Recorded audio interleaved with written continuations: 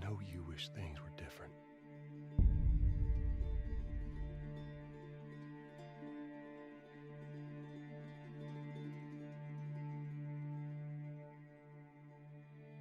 I wish things were different. Ellie! But they ain't. Start recording. In theory, there we go. Hey, Look at that. wow, technology. Wow, exactly. Who would have thought? We Not are me. finally. Not me. Not That's our me. technology. Doing its technology Here it goes, thing. technology again. Absolutely. There it goes in the 21st century. Hello, everybody. How we doing? We all good? We all doing well? We are doing in a podcast kind of thing to discuss The Last of Us, because we've all played at least the second one. We'll have different experiences of the second one. Not everyone's played it. Yeah, we'll get around to that. We'll get How do you ruin your intro?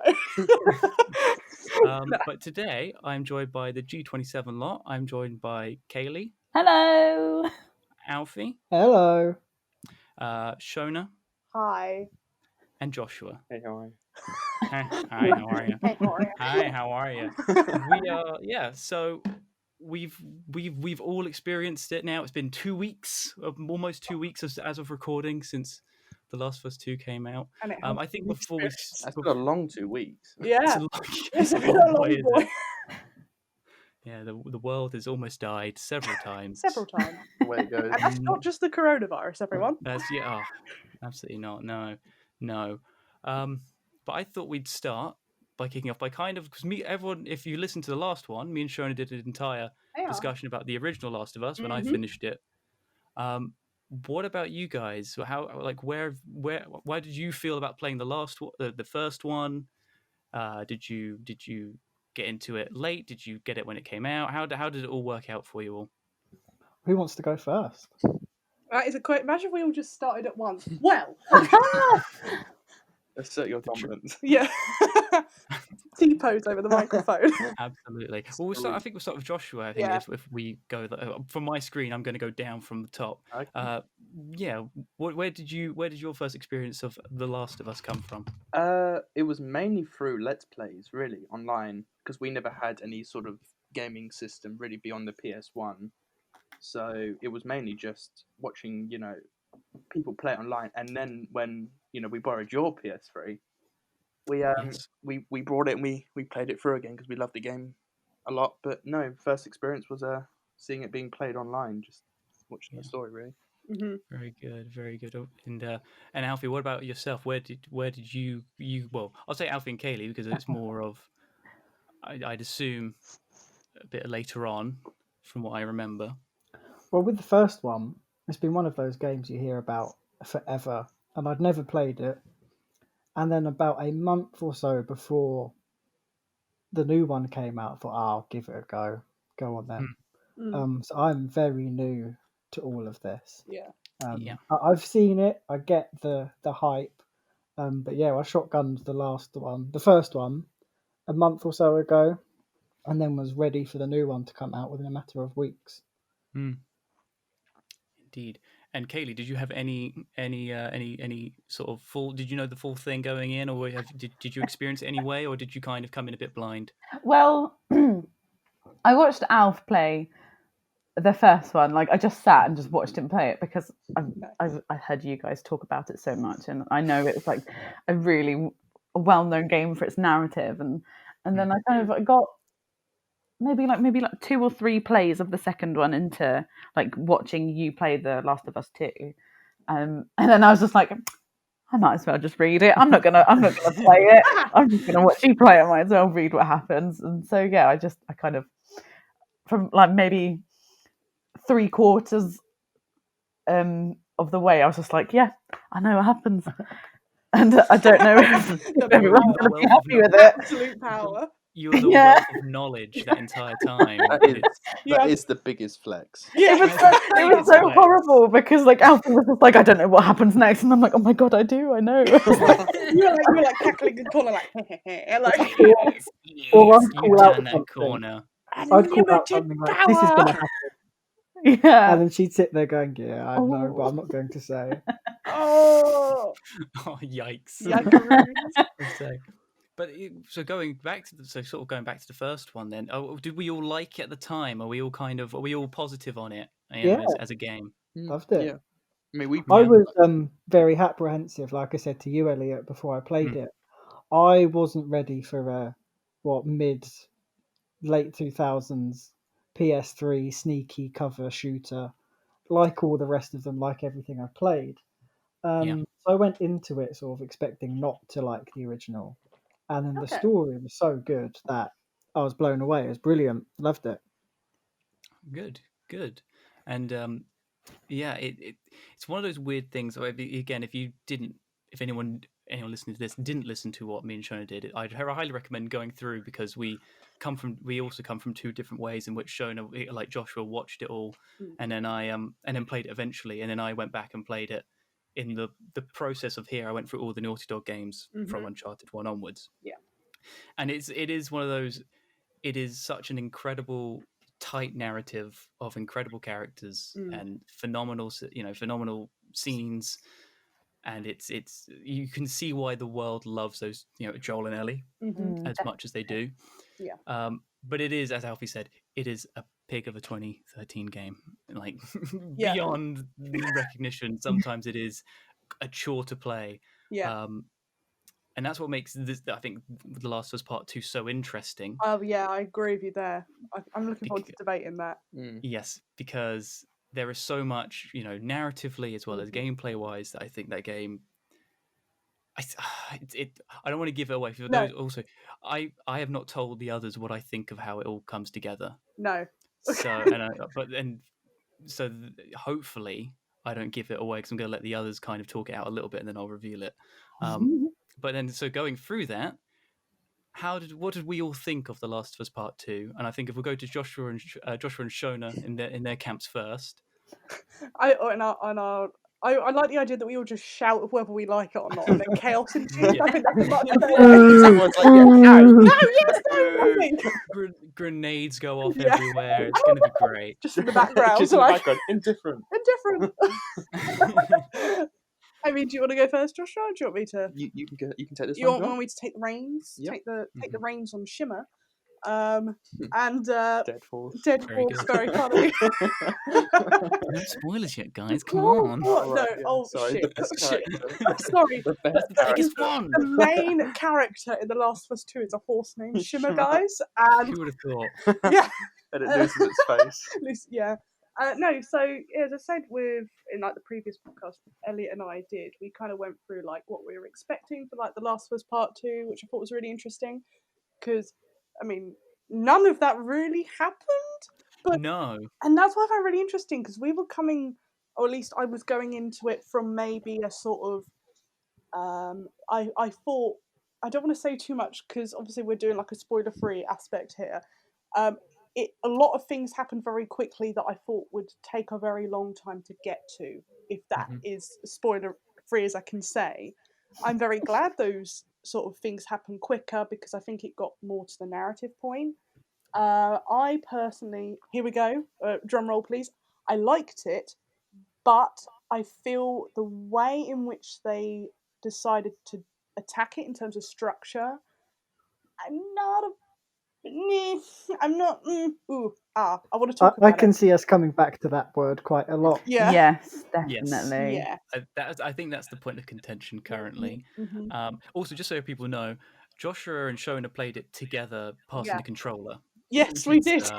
We went hard on the game. Yeah, that was really interesting, because we both wanted each other to experience The Last of Us Part 2, because we both loved it so much, and we didn't want it to be this thing where I play it and then I have to keep it secret from Joshua, and then Joshua has to play it, and it would just take so long. So we sort of made this little pact together that we would do an hour each. Yeah, hour shifts. Hour shifts, basically, through the night. From 10 o'clock at night to 4 in the morning, we were playing this game because there was nothing else to do. Just bashing it out, like just getting it out.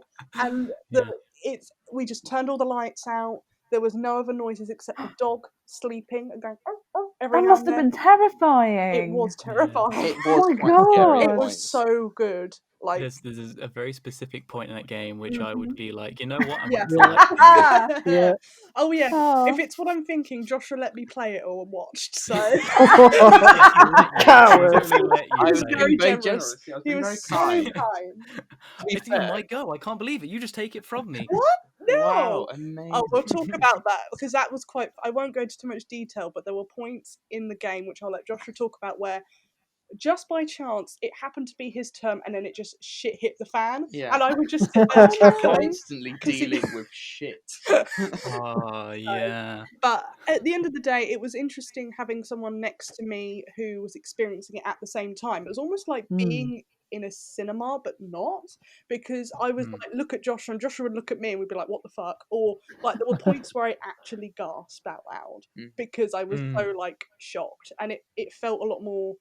I got to talk with someone directly and be like, did you get that? Is that what that meant? And is that what that meant? And it just, for me, the experience was so much different than the first one, because instead of it just being, I'm here with these two characters, I was also sharing this bond with Joshua, and Joshua and I were both sort of like, okay, so that means that, or but what means that? And we kind of just wanted to figure it out together. So that's what I really enjoyed about it. But I won't say my issues yet. I will just say that I enjoyed playing it, but when I looked back on it, I think there are things that I personally would have improved. So that's my little snippet. That's fair. So yeah, what about yourself, Alfie? I hear you chime in once and bits and pieces there. What's your take on it all? I've kind of gone the opposite way with Shona and Josh. Having, like I said, been a very newcomer to this, I wasn't fully invested, and I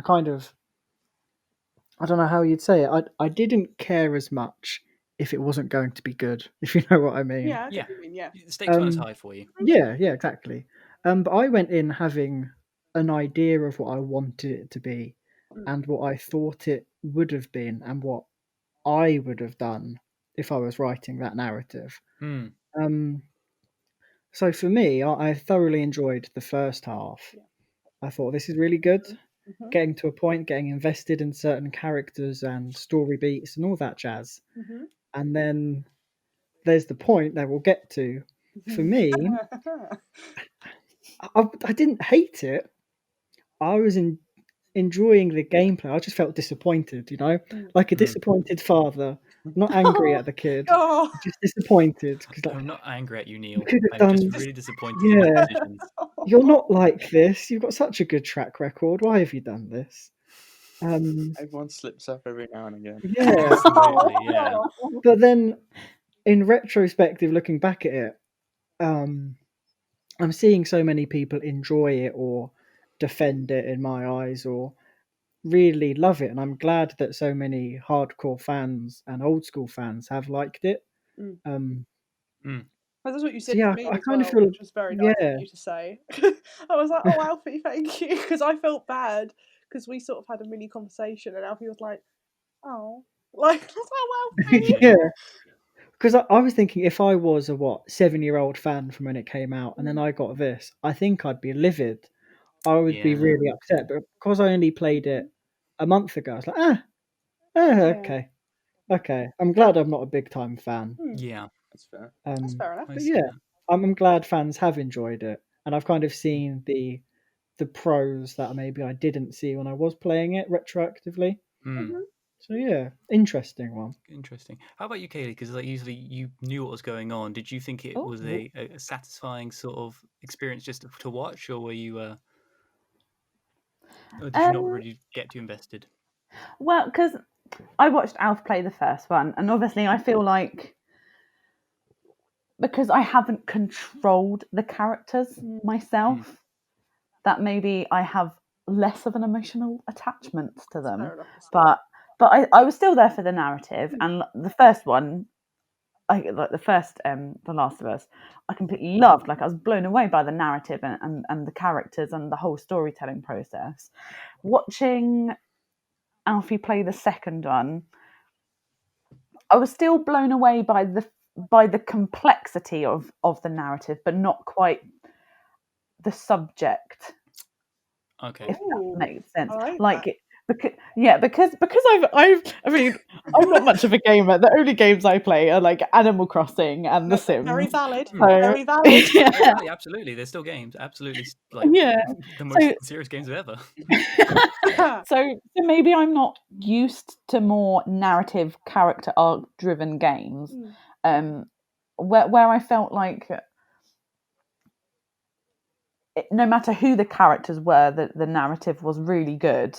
Like just how structurally it was based. Although there is one bit about the structure that I really don't like, but I won't get into that just yet.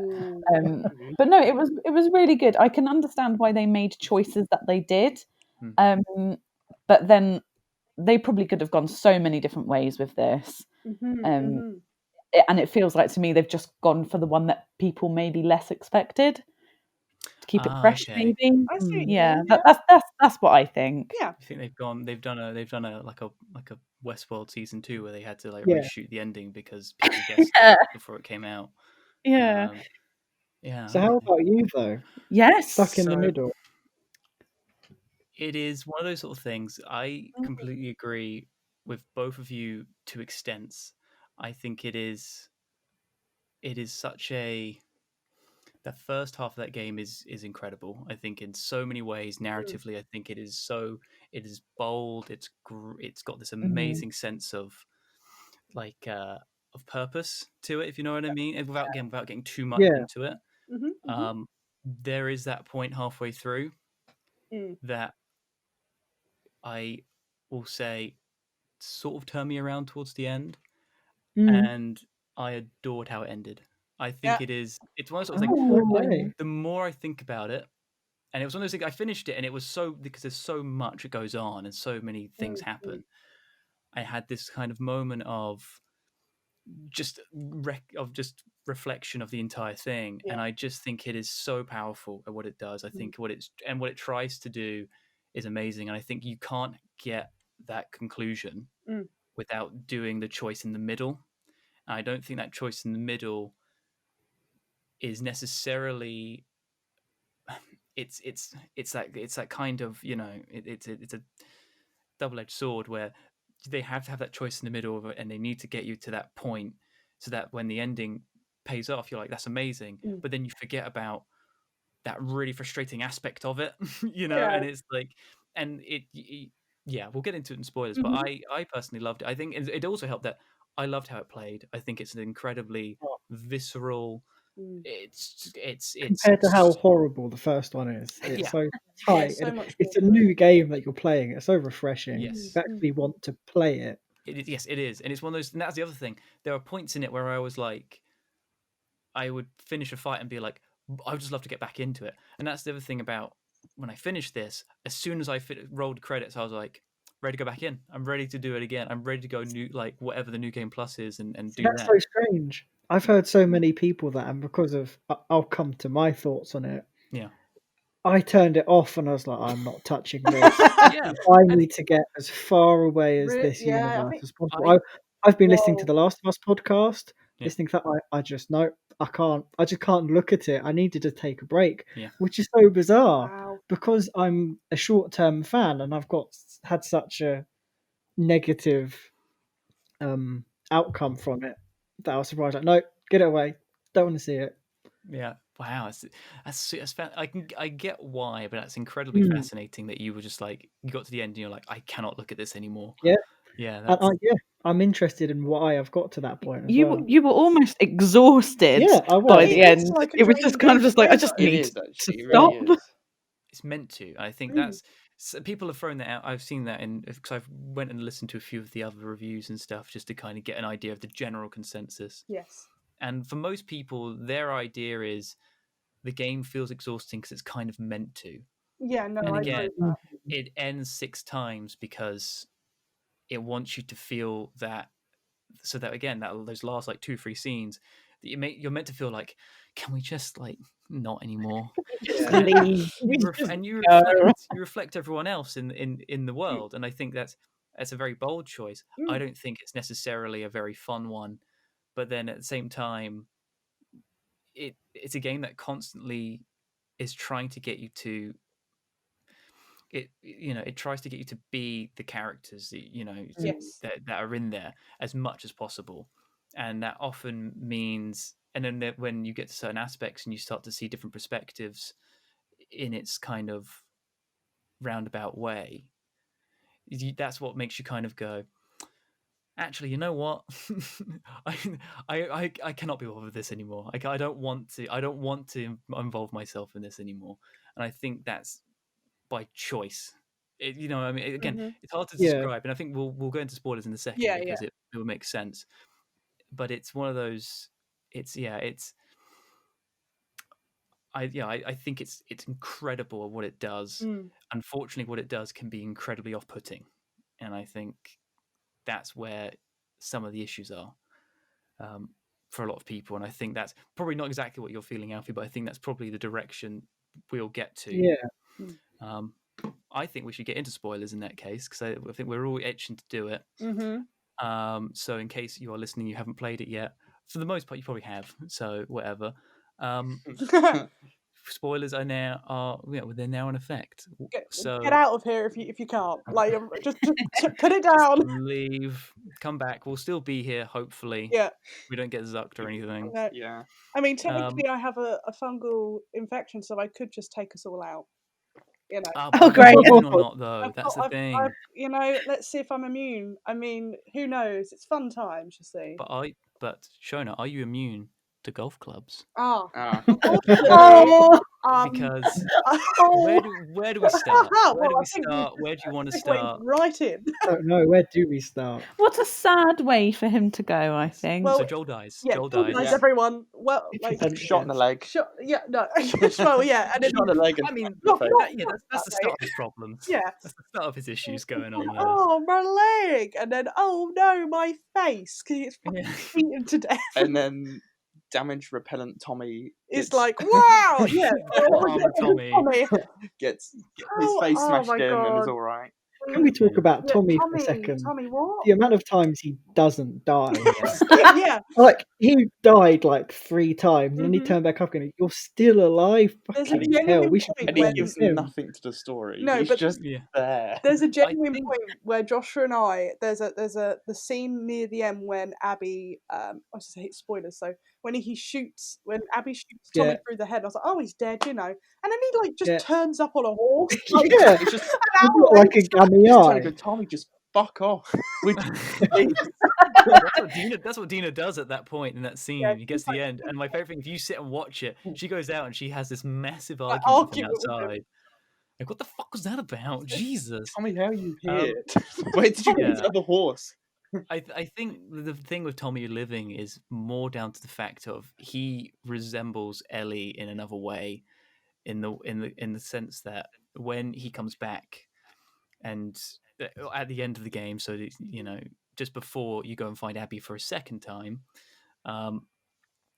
he's kind of he's so battered and bruised, and he's just kind of like, but we still got to get her. And Ellie's like, I can't do this. And it's the moment of, and they have an interesting tidbit where she goes like, oh, how's Maria? And he's like, oh, well, we broke up. And that absolutely is the parallel of Ellie and Dina, and it's the foreshadowing of it's like a warning, it's like a warning of her the decision that we know as soon as you kind of see it start to happen, when she starts to pack up, she puts Joel's jacket back on and his watch, and you realise what's about to occur, and that for me was like genuinely heartbreaking, like when like Ellie and Dina are having that conversation, and it's this idea that she can't let go, like revenge doesn't pay in the way you think it does, and I think that's kind of the moral of the game. I'll get into a bit more in a minute, because I obviously want to talk a bit about Joel and everything. Yeah, but there's so much. Yeah, we need to reverse back a little bit in places. To just sort of sweep over that, I think it's one of those things where I found Tommy a very odd character arc, but I kind of get it, but it's still quite weird. I kind of get it, but I still don't think it was worth it. Really. I like. He didn't need to be there. The way that Ellie persuades him to go and get Joel, in the way of, but Joel would have done the same thing for you, he would have been halfway there by now, sort of thing. And that kind of persuades him, I get it. but it felt very odd to see him shot in the head to survive it. And then it almost just seems to like aggravate the plot more. I'm Yeah. not Yes. quite sure about that. That's one of I'm like, Yeah. Like, if you're going to follow that route, when he's shot by Abby, just let him die. Realistically, like, there is no other purpose that he's really serving beyond that point. See, speaking of Tommy and his purpose, I'll get to it later. I've got a big sort of you're gonna break it down. overarching what if of the whole thing, Mm. I think. But yeah, just briefly, I feel like Tommy was sort of not given enough light in this, Yeah. and kind of treated in a way that he wouldn't have been treated in the first game. And that's what I found personally as a running theme with all of this. I found that Tommy's Joel's brother. Out of anyone, he would be equally, if not more, after revenge than Ellie. Yeah. We should have Mm. seen more of that. We should have been trying to stop him. I'll get to Yeah, that that's all right. later, but yeah, I just think Mm. I think he got done dirty, Tommy. I think Yeah. your issue you have when you bring Tommy in is that Tommy's. I think the part of the reason why, for me, it works is because he is. Ellie's entire arc initially is to go and get Tommy. That's the entire MacGuffin. And it just so happens that it happens to be the direction where Abby is. So she's like, "Oh, two birds, one stone." He is absolutely underutilized. I think in a lot of ways. He's also when he's in the in scenes, he's incredible. I think he's he's really good at that. But I think it's one of those sort of things of the fact that he's not around, and then when we see him in Abby's section, which again we'll get on to, when you see him in Abby's section, he they have the fist fight and he pushes her. She pushes him over the edge and everything. I think that's kind of meant to be that he's so hell bent on just kind of watching the world burn. Yes. That he's not really the point of he's not really the reason why Ellie's there anymore. He's doing his own thing, and that is just him murdering wolves because he can, because that's his only way of getting back at them and hoping that Abby comes out at some point. And if you give him more to do, he becomes a character that is not that interesting. It's very difficult because otherwise you just give him Jesse's character arc. That's what Jesse is the companion who comes in, tries to help Ellie when Dean is out of action. And I think as soon as you bring Tommy into that as well, yeah, and it's difficult. It's difficult to kind of form a better way of saying it. But I feel like he's purposely not used because he's just so kind of not beyond reason. And he's like, because initially he wants to go just as much as Ellie does, but it's because Maria tells him not to, that he's like, oh, I can't do it. And as soon as Ellie's like, but you should do, he's like, all right, I'm gonna do it. And then you're like, great. See, I found that decision really, really weird because it was so strange to have you and Tommy on the same page, to have Tommy to tell you not to go and to try and reason with you not to go, only to find out he's snuck off. Yeah, it is, and it's also kind of clunkily done in that scene with Maria where she's like, "Here, I got a letter from him, and here's what happened." And you're like, "Oh, okay." It's like, okay, and now we're playing catch up with Tommy, and I thought, okay, we're actually gonna find out Tommy. We're gonna make an emotional connection with him. We're gonna see him being really emotional. He's lost his brother. We're actually gonna connect with him. One of the characters that we didn't really get a chance to connect with in the first one. I thought, okay, this is gonna be really cool, and you just don't. Yeah. Yeah, He's one of the few that legacy was characters in the game. Sorry, Alfie, I was going over you. You were saying. Yeah, no, it's all right. That was a big thing for me. Yeah, it's the same. We just didn't get to connect to the characters. I feel like if I was a long-term fan, I would have wanted to from a second part. Yeah. Or like I said, I'll get to it a bit later because it's a big idea. But yeah, Yeah, but he's constantly just wanting revenge, and then guilt trips Ellie into going for him at the end. And I think his purpose is there. I don't think it's the purpose that people would want, but I think he serves that purpose of just kind of being the warning signal for Ellie. which is why, and especially when I think that is symbolized in Dina very rarely starts getting angsty with people. She only ever has an argument with Tommy about that confrontation at the end. But I think we should go to the beginning. Yeah, because that's a good idea. because we've kind of gone a bit far. We've kind of skipped over a lot of our elements in one go. Oh yeah. So it's been how many years? Like 4 years. Ellie is now in Jackson with the rest of everybody. She goes out on a patrol with her will they won't they girlfriend Dina. Yes. And then simultaneously we get this new character called Abby. What a play by Laura Bailey, very good. Very much. And two planes of action are going on. I think it's very clever. I want to go to that bit. I love how that entire section you are adamant that she's going to come for Ellie and Dina the entire time. Yeah.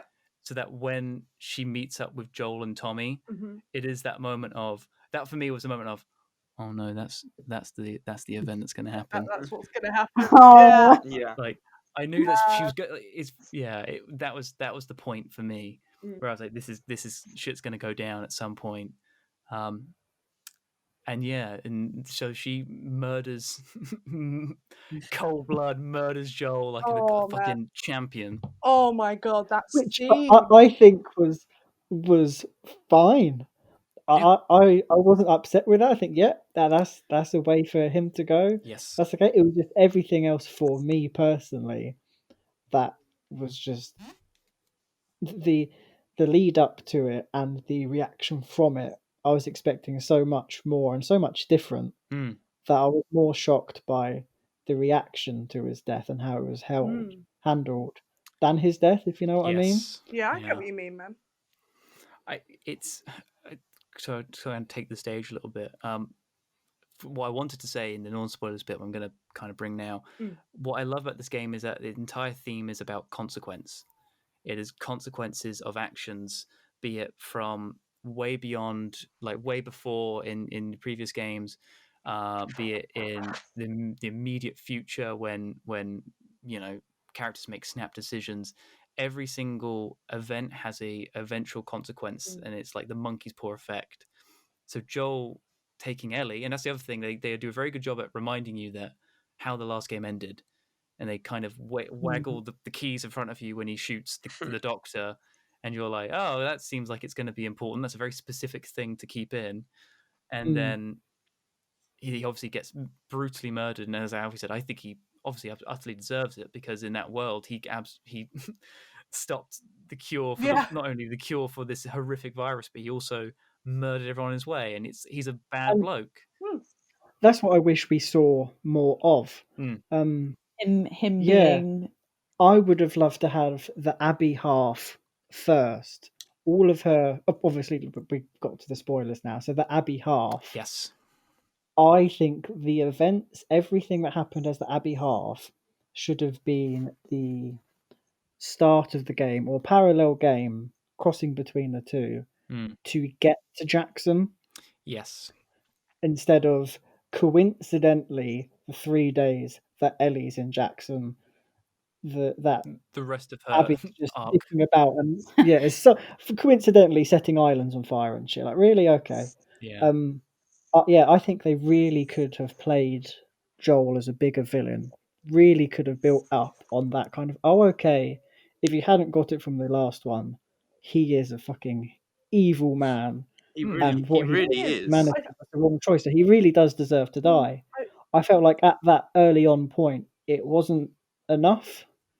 If you know what I mean? Yeah. I'm a bit the same. Because I felt like I felt like he got like such like a shit Game of Thrones death, basically. Like he's this horrible man who's done so much. Like he's killed so many people, so many things. He gets just battered by someone that he doesn't even know. I was just like, oh, like I feel like if, like, because he basically betrayed mankind by not giving Ellie up. So I felt like maybe he needed that big betrayal of someone killing him, someone that he knew, and maybe even if it was Ellie, like that would have really been like a big surprise. But when I was watching it, I was just like, I don't know who this is killing him, and I don't really care, to be honest. But I'm sad that he's died, because I would have loved to have seen him and Ellie more in this game, because I loved their relationship from the first game. Upset about. Yeah, I would have really loved to have seen more of them together, because you don't see them together that much. But maybe that's the point. Yeah. But that's, I think, what I think you're going to agree with, Elliot. I kind of like that it doesn't matter who kills him. Yes. He's such a fucking legend of what he's done that it could be anyone in America that because everyone just hates him. What he's done. Yeah. And that's also something that, sorry to interrupt, but that's something that Dina asks at some point, going like, did Joel have any enemies? And like, Ellie's like, yeah, like quite a few, I'd imagine. Yeah. Haha, lol. Yeah.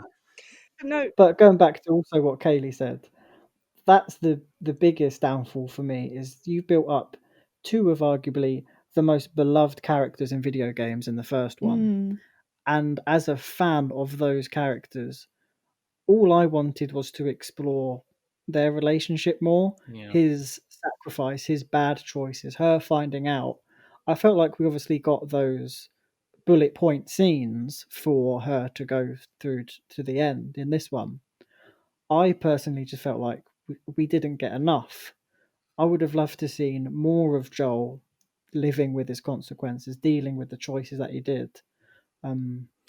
Yeah. And I feel like we just didn't get that. It would have been nice if this game was more focused on that kind of PTSD, trauma, whatever it is, of just living with, oh shit, what have I done? Have I made the right choice? I think that's what a lot of people went in expecting as Yeah, well. that's what I certainly went in expecting. I think it's great that he's not in it that much, personally. I think the problem you have when you put him in more is the fact of you give him more weight. I think you dispatching him as early as they do, and it is also like the first proper time you see him in the game as well, which is, he appears and is this sort of very cinematic hero moment of him coming in and helping her and all that sort of stuff, and then the entire sequence of him being horrifically murdered is brilliantly done in one take, and you have that kind of just having to watch this horrific thing happen. I think what the story is not about him, therefore I don't think it matters that he's not in it that much. I like the fact that this is about Ellie more or less dealing not only with the fact that it's her father figure that's died, it's also, and we find out at the end, it's the fact of she was finally ready to forgive him and start her life again with him. And I think that's more what the core is. I think as soon as you start putting Joel in it more, you do have that point of, right, when we're going to play as him, when are we going to get back into the whole rigmarole of it? I don't think that you could take him any further. And what I like about it is how much they insinuate that he's done for the community, how he has like flowers everywhere when he dies, and the fact that he is, just this sweet old man the entire time. Like he wants to, like he says, "Oh, Ellie, let's go and get some strings for you, or whatever." And then when he tells her about what happened, it's clear that he's like incredibly distraught to explain to her that she's alive because of him. And not only is she alive because of him, she will eventually, when as the game goes on, she's alive because he wanted her to be alive and he wanted to spend time with her, only for her to have an argument with him about it, not talk to him for about 2 years. Then he dies, and then she has to suffer his consequences in a far further way, that she makes more mistakes and then she starts murdering people and she has a terrible time living. Yeah. She has she ends in the worst position on complete rock bottom. She has nothing she loves anymore. And that's all because she kind of is because she's so desperate to, she's not only upset that she's lost Joel for all the years beforehand and the relationship they had, it's also a relationship they could have had. And as soon as you start giving the player more of Joel, you start to kind of feel like, well, why is Ellie being such a dickhead about it all? Why is she murdering all these people when, because we get so little, we as the player can kind of be a bit more on board of, fuck you for killing Joel. Yeah, I wanted more Joel. I wanted to see him more. I wanted to play as him. I wanted to spend time with him. And that's also why in the trailers, when they change out Joel for specific characters like Jesse and everything, you're even more upset. 'Cause you're like, that could have been Joel doing it. I think that's. Yeah. I think it's clever in that way. I can understand why people don't like it, Mhm. but I appreciate the fact it has the balls to go. Yeah, you know this character that you love and idolize, dead, and like it's even like it's not even and as Kaylee said, it's a Game of Thrones death, and that's amazing to me because it's this idea of the world's. It's very ballsy for them. I was very impressed. Like I didn't not like it, but I was just like, wow, They went there. doing that. And Okay. it's 3 hours in. You're like, Yeah. what we're here is, but like even the way it's constructed, like I'm sort of taking the floor a bit too much here, but the opening of that scene of how it's again the way Abby comes into shot, she's talking to Owen, and he's like, "What the fuck are you doing?" And she's like, "Oh no, trust me, like you'll know." Then it pans back in, and Tommy's like, "Oh yeah, I'm Tommy," and then this is Joel, and it's just the room dead, and it's I like that. Oh, and I audibly, although no one else is here, I played the entire thing on my own. I went, "Oh no, he noticed the difference." Oh boy. And I think it's great, and that's also what makes. I think the museum sequence would not be nearly as impactful if it wasn't for the fact he's dead earlier, because it's always the what could have been, and I think that's why it works. Yeah. That's a good point because I would have. I'll pass it on to Josh in a minute, but I think that having part of me was really concerned about the structure, and I actually wondered whether having that museum piece first, rather than having Joel explain it, would have been a bit more impactful. Only in terms of getting people used to the memories of what we had in the first game and the innocence between them, and to then have that lingering shot of the liars underneath the fireflies, when the fact that the fireflies aren't even liars technically, they just weren't able to give a cure to the world purely on the basis that a man was jealous or a man was selfish. That's what I think people really struggle with, this concept. But he was a hero, and no, but he was just an anti-hero. No, Joel is a bad person, and if you think that he is like a good human, I without being rude, I think you need to go back and look at the first game, because he's not a good person. There are many times he tortures people. He's never seen as a good person, and the one time he gets to have his daughter back in a way, to have that, to be able to nurture someone and to actually have a bond with someone, that one moment it's threatened to be taken away by a good cause, he takes it back again. And I think it's a very honest narrative, and that's what I think people struggle with. It's very honest. There will be consequences to your actions, and I'm with Elliott. I was so shocked that he died in that way, but I was so happy because it was like, that's what would have happened. This is what would have happened to him. He's not a hero in these guys' eyes. He's a hero to us in terms of we love him as a character, but in terms of the world, he's just scum. He literally prevented the cure being created. And no, obviously we love Ellie and we love Joel and those characters, but we do understand that, yikes, man, like that wasn't a good. It wasn't maybe not the brightest trick in the book to have done, but it's a very what would you have done in that scenario? It's not an easy thing to have gone through, and you don't necessarily blame him for doing it. You can kind of understand where he's coming from, but you also understand the other side, and that's what the theme of this game that I loved was perspective, and that's what I love so much about it. Oh my god, I can't wait to talk about Abby. Oh boy, but that's what I really loved is perspective. You see Joel was a hero, but even you can see him as flawed, but at the end of the day, that death was almost worthy of what he had done, and I thought that was what was really interesting, and I really enjoyed, and it made me audibly gasp when she hit that first blow. I was like, oh my god, this is going to be absolutely fucking painful. My heart.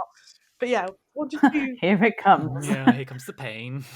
I think that's what's funny. I'm so glad that Shona did like Abby and the perspective, because for me, it wound me the fuck up seeing the different perspective.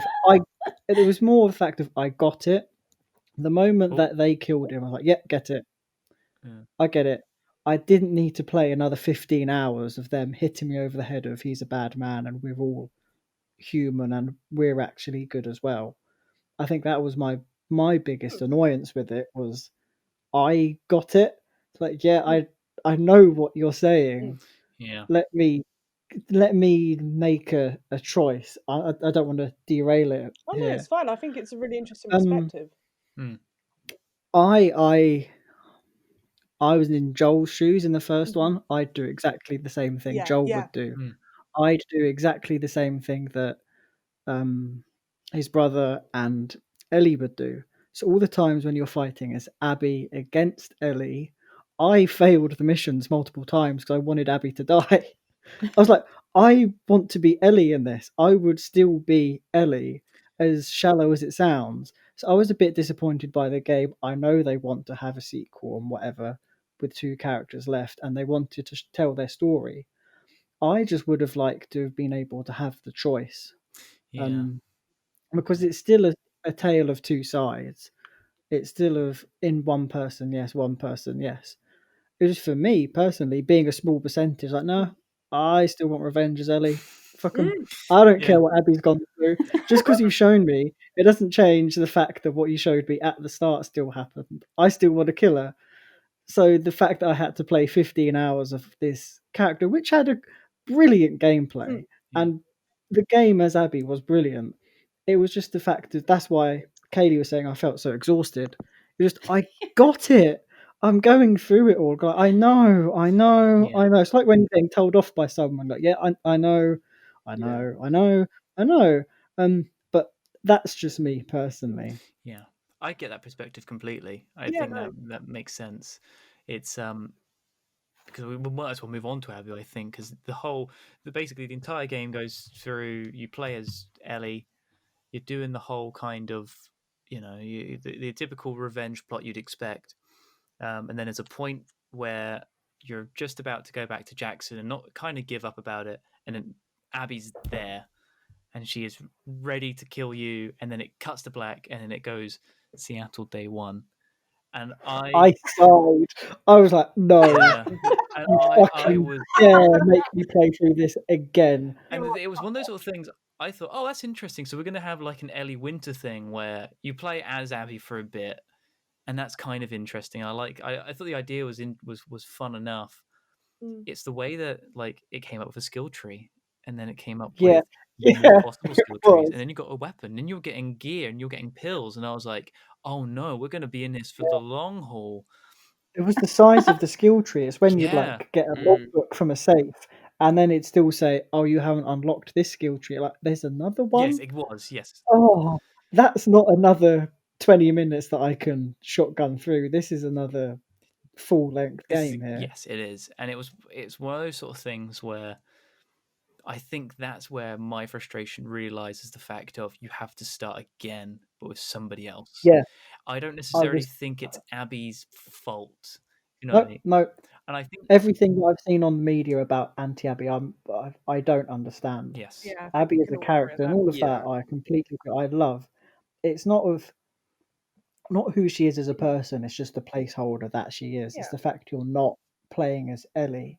You just invested what 10, 15 hours into that. The point where Jesse dies, I was so invested. I was playing so much, yeah, and then like you said, they just cut to black 3 days earlier. Like, I can't start yeah. again. Like I And can I had so respect much that. momentum. I was so I invested, and also it was the complete wrong time to stop for me as a player. yeah, I also don't feel I don't like the way Abby plays personally. I prefer Mm, I prefer Ellie's skill sets. I prefer her weaponry. yeah, It feels to me that Abby's stuff, a lot of the weapons in her arsenal are kind of like not thrown together, but they feel a lot more like here's the section of the game that you're going to be in for about 5 hours. So you just got like kind of whatever. Um, yeah. but then they But it wasn't a 5 hour section. It was yeah, a well, it's like for me, I love the him going to kind of combat for a little bit. The way that Ellie is so slick in the way she moves and the way she's able to she has like I put her bolt action rifle up to like the maximum damage, and it was kind of this like visceral sort of win button, but I only had like two mm, rounds of it every single time, so I was having to pick my shots and all this timing, and I got the rhythm of how she played with like the Molotovs. And then I get thrown in like, oh yeah, Abby's got like some grenades. They play a bit differently. She has a yeah, rifle that is kind of inaccurate most of the time anyway. Her pistol's a bit crap. She has a shotgun that's only got 2 shots in it, and I'm like, can I? I like, and it was constantly like it was the way that the game goes. you are her now. You need to like, and it also, as it does, and you do, we've said it all before. You do get won over by Abby. I think especially with her relationship with Owen and Mel, and and I love Lev. I think Lev and Yara's story is great. See, I'm in two minds of Lev. I love Lev. It's still a brilliant character. The way they handled Lev as well, Yes, as such a diverse character at the moment, was brilliant. Mm.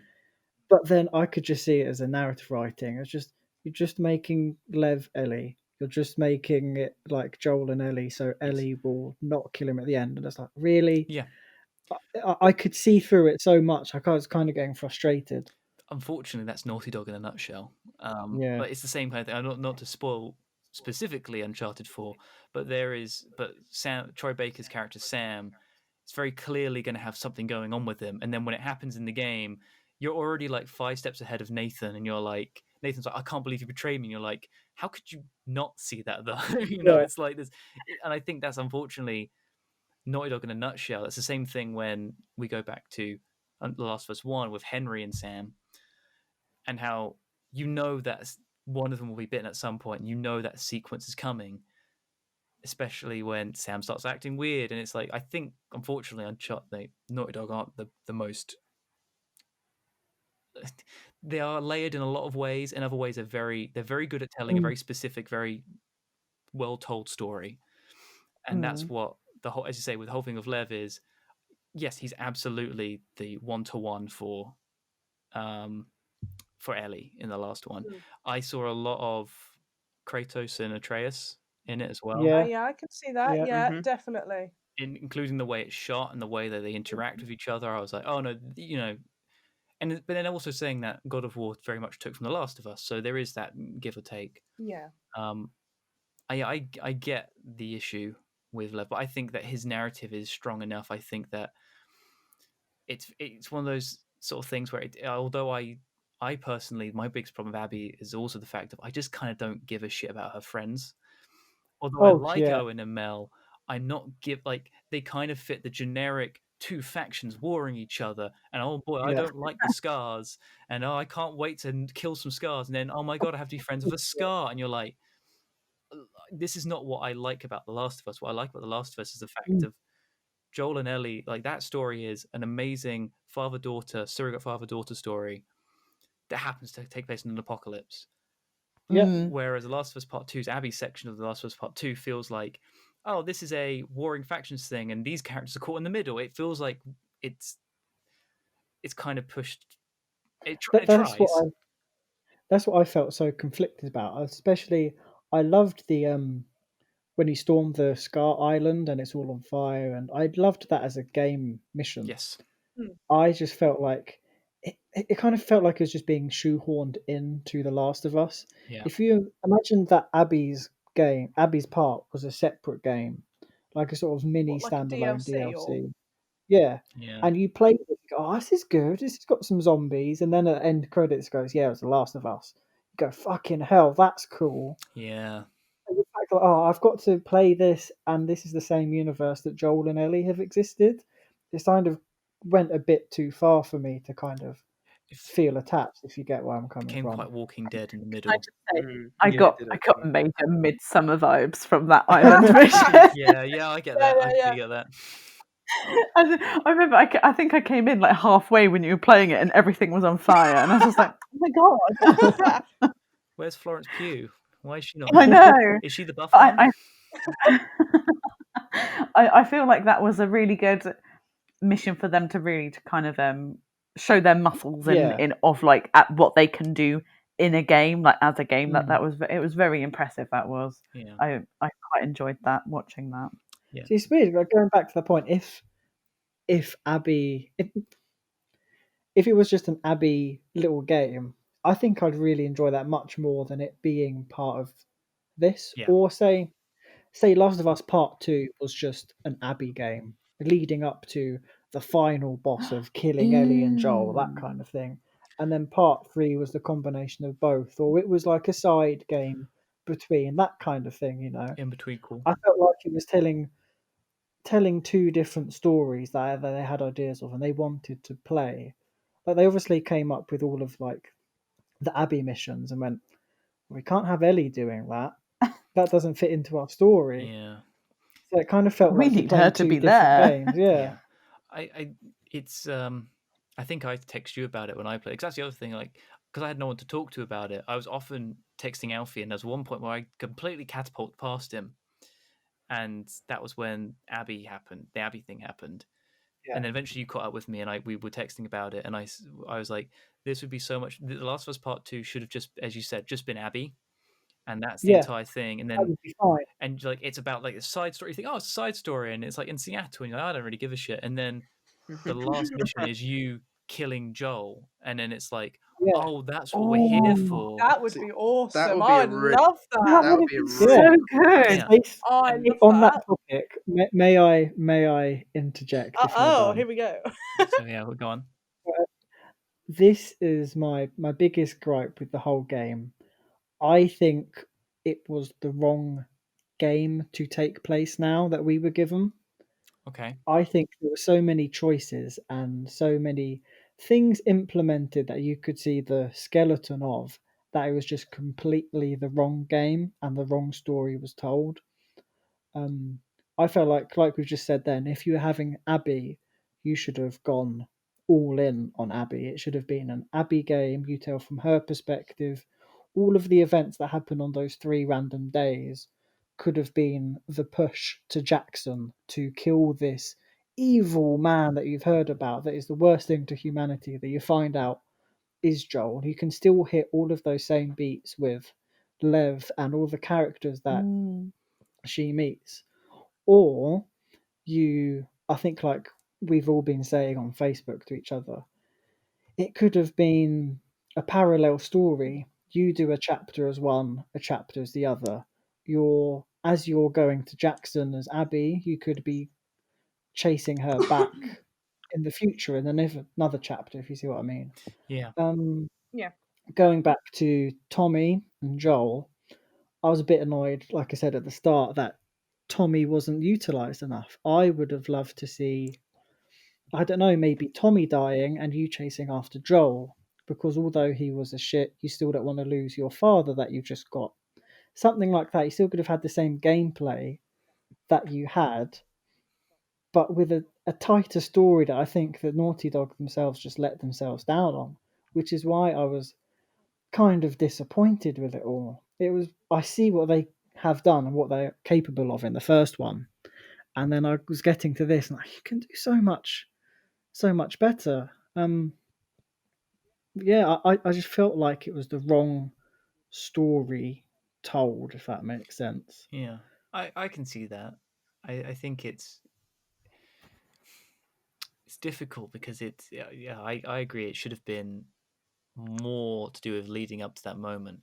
However, I think the importance of what this game is meant to be is that it happens so much further in the future, and it happens in a way that having Ellie be her own character and do her own thing and make her own choices, and I think it was important to have that game focus on her. Also, I don't think it would have sold as well. I think there's also I that. do have to say that I don't. Because the thing is, like, I really like Alfie's idea of doing a whole Abby. Like, that would have been amazing if the whole thing had been Abby, and it makes a lot of sense, right? Because there's so much detail. But my only concern would be that, look at the fan backlash at the moment, the fact that Joel has been killed, just solely on the basis that Joel's been killed. Imagine if he's alive and you just don't get to play with him. A lot of people, I think, would be so angry to have been taken on like a 30-hour epic adventure to then kill him. I like it, but I just think people would have just been so livid. I feel like whatever you do, everyone's going to be pissed. That's It's true. like a Star Wars movie. Yeah. Like, whatever you do, no matter how you play it, you're not going to please everyone. And I kind of like that out of the gate that Joel's dead, and it just kind of sets the tone a bit. It would have been cool if you had a DLC with Abby traveling across, and possibly not even like, you might have sort of a red herring, so so she might do something. You think, oh, okay, that's Abby's arc. That's quite cool. and it's actually at the beginning of this game that she's actually here to kill Joel, and it picks right off from that DLC, possibly just to split it a little bit, Yeah. just to give it that little bit of sort of history before you jump straight in. But I personally, and it's been quite a while since I played the first game, and after Joel had died, it wore off pretty quickly. And one of the things that kind of annoyed me was the whole guitar songs. Like don't get me really? wrong. Like, don't get me wrong. It was a nice moment, but the third time you hear Ellie playing that song, Joel, Oh, if I ever were to lose you. yeah, it's like I was like, okay, Yeah. just fuck off now. That's getting that's getting really annoying. Like, It's also just grabbing at my heartstrings all the time, and it just got on my nerves, and it just lost. Like, do it the once and done. There were so many times I was playing, like, because I ended up for some reason getting the guitar bits the most, but there were points where I would get there and she'd sing and Josh would be next to me to go, for fuck's sake, why are they Like, doing you just this? want you want to continue on with the story, and it's just like, hey, this is me remembering Joel, and it's like, oh, okay, it's a sweet moment. It's like, hey, Joel's dead. Here's another song. It's like, okay. It's like, oh, let me mumble this song. It's like, just leave me alone. Please, Ellie's at the door. Leave my son alone. Ellie, no, not another. Please. But I mean, I liked it. It was really cool. Like, but I liked it in the beginning. It was just overdone. That's my issue. I can kind of get what you mean, but I agree with Shona. I think it's For me, great. it was overdone, but not with enough backing, if that makes sense. Like, it didn't have enough clout or evidence to be pulling. I get what you It's mean. like, oh, yeah, I get what you mean. I don't miss Joel. I haven't fucking seen him this game. Who's Joel? Yeah. And then Who's the other Joel? game, like, why am I pissed off with him? I've been playing as Abby for 7 hours. What the Yeah, fuck's there going was on? that point, like especially towards the end of the game, when you finally get control back of Ellie. You're like, Oh, oh my it's god! totally You're like, thank God, because I'm like finally able to continue the bit I really want to follow. Because I think what's really interesting about also both those characters is that I love both their arcs in different ways, but I think Ellie's is so much more interesting to me. Yeah. And I've seen online a lot of people saying, "Oh, I much prefer what Abby's doing," and I completely get that. But to me, the whole idea of revenge and the fact and the PTSD and the fact that Ellie is trying to be what Joel was. Yes. She kind of vicariously is trying these things, and she's not good at it. She hasn't got like the heart is still there, and that's her problem. And that's what the songs are meant to represent, more than just it's like we miss Joel. It's more of, to me, her humanity is connected to art, to songs, to what she could offer the world in her creative aspects. And that's why when she's with Dina, she has an entire room that's her art room, and it's where her guitar is, and she plays songs there, and she does all this sort of stuff. And it's like her doing that is kind of keeping you as a player invested in her to the point where you're like, she's not quite gone yet. So that's why when I think that's what the symbolism is, when she loses her fingers at the end and she tries to play the song and she can't. And it's that kind of thing of, even my creative sort of aspect, my vessel for my emotion, even that's gone. Granted, it is done quite a lot and it's heavy. The fact that the entire lyrics are, if I ever were to lose you, I'd lose myself, is a little on the nose. It is one hell of a foreshadow. It's one hell of a foreshadowing, and then it's kind of, I think it's very neat. But then I also think without that, you don't get the take on me moment, which I think is incredible. I love And the fact the tempo wasn't high enough didn't, just ruined it for me. Honestly, I couldn't bop to that in the club. I mean, I still like the DJ player. Very depressing. I'm still gonna be like, oi mate, can you just put on the Ellie remix of Take on Me, please? And can I just sway really got the spot slowly? crying. Can I sway slowly at 3 a.m. Slowly to my. No, I love personally, I love the guitar thing. I love all of Ellie's stuff. I like. There's nothing about it that I don't like. And that's what's made, for me, the Abby part so frustrating, because I think it's like you said when you were a bit ahead of me and you messaged me. You're trying to get through it. You just want to get it done so you can get back to Ellie. Yes. But I felt myself doing that for the whole thing because I didn't know how long it was lasting. And then you find the more skill trees. I just want to get it done. Yeah. I just want to get back to Ellie, and I didn't find myself enjoying the Abby parts as much as I should have, feel like maybe if the structure was not fucking 3 days earlier, 4 months back, last year, last week, tomorrow, Oh, next that 2 weeks really time, annoyed and me. I'm I like, think that's where, what really needs to where am I? capture This point. my It kid? is the Oh, structures yeah, what ruin have it. I shagged? Yeah, Yes, yeah. I think that's the Structure big is something takeaway. definitely to tap on, because that really, I think, broke it a bit for me. The whole yeah, structure is like, you're right, Alfie. We kind of like talked about it. We both were sort of like talking about what we liked and didn't like, and we talked about the ending, which I think we should keep to the end because blah. But we yeah. both like said, yeah, structure's awful. Like, it's Yeah. just not. I Well, think it's such a accomplishment in terms of, I love the message of this game to pieces, and I love how, as I said, it's all about all these, consequences to your actions, like Elliott said.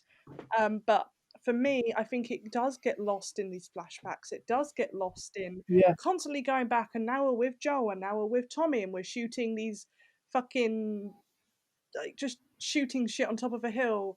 And oh no, now we're back, and I found it very jarring. yeah, Can I come in Yeah, and just no, say I think as much as I personally hated it, like even just watching you play it, I would have been just like, where the fuck are we now? When are we? I think that's the point, because especially like now in recent times with like coronavirus happening, I don't know about you guys, but days are blurring into one for me. yeah. I Yeah. don't know how long I've been stuck in. Kaylee speaks the truth. So I kind of felt like when I was watching Alfie play the game, I was kind of just like, I don't know when or where I am, but I think that's the point. yeah. Yes. Yeah, I get that. But to paraphrase Alan Moore here, um, Wow, look at that. Someone reads. when he talks one of like the story structures you can do is the flashback thing, but the way you're supposed to do it is have it with parallel story that's happening in the present day. When they started doing flashbacks within flashbacks, and he's starting to forget the point that's happening in the first point, and you're like, okay, what now? It lost me. Like Shona said, it was a bit jarring. I started to get annoyed with it when I should have been. If it was a little bit more linear, I think I wouldn't have mind. Yeah. Yeah, okay. I think that works. I think it's the I've got quite a few thoughts on how it's structured. I agree that it's so there's so much footage. I think there's Mm. something about it. The way I described it to I was talking to someone else about it, a friend of mine who hasn't played it but has like seen the leaks and everything, so they don't really care. Mm.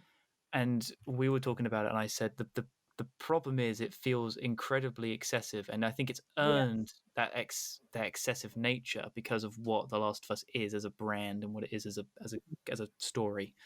And they and they know Naughty Dog know that they know what game they're making, and I think they're able to do. And it's the same kind of thing as Red Dead 2, in which that game I mean, me and Alfie both have said it categorically that it's one of the best games we've ever played. Oh, That game is excessive beyond belief.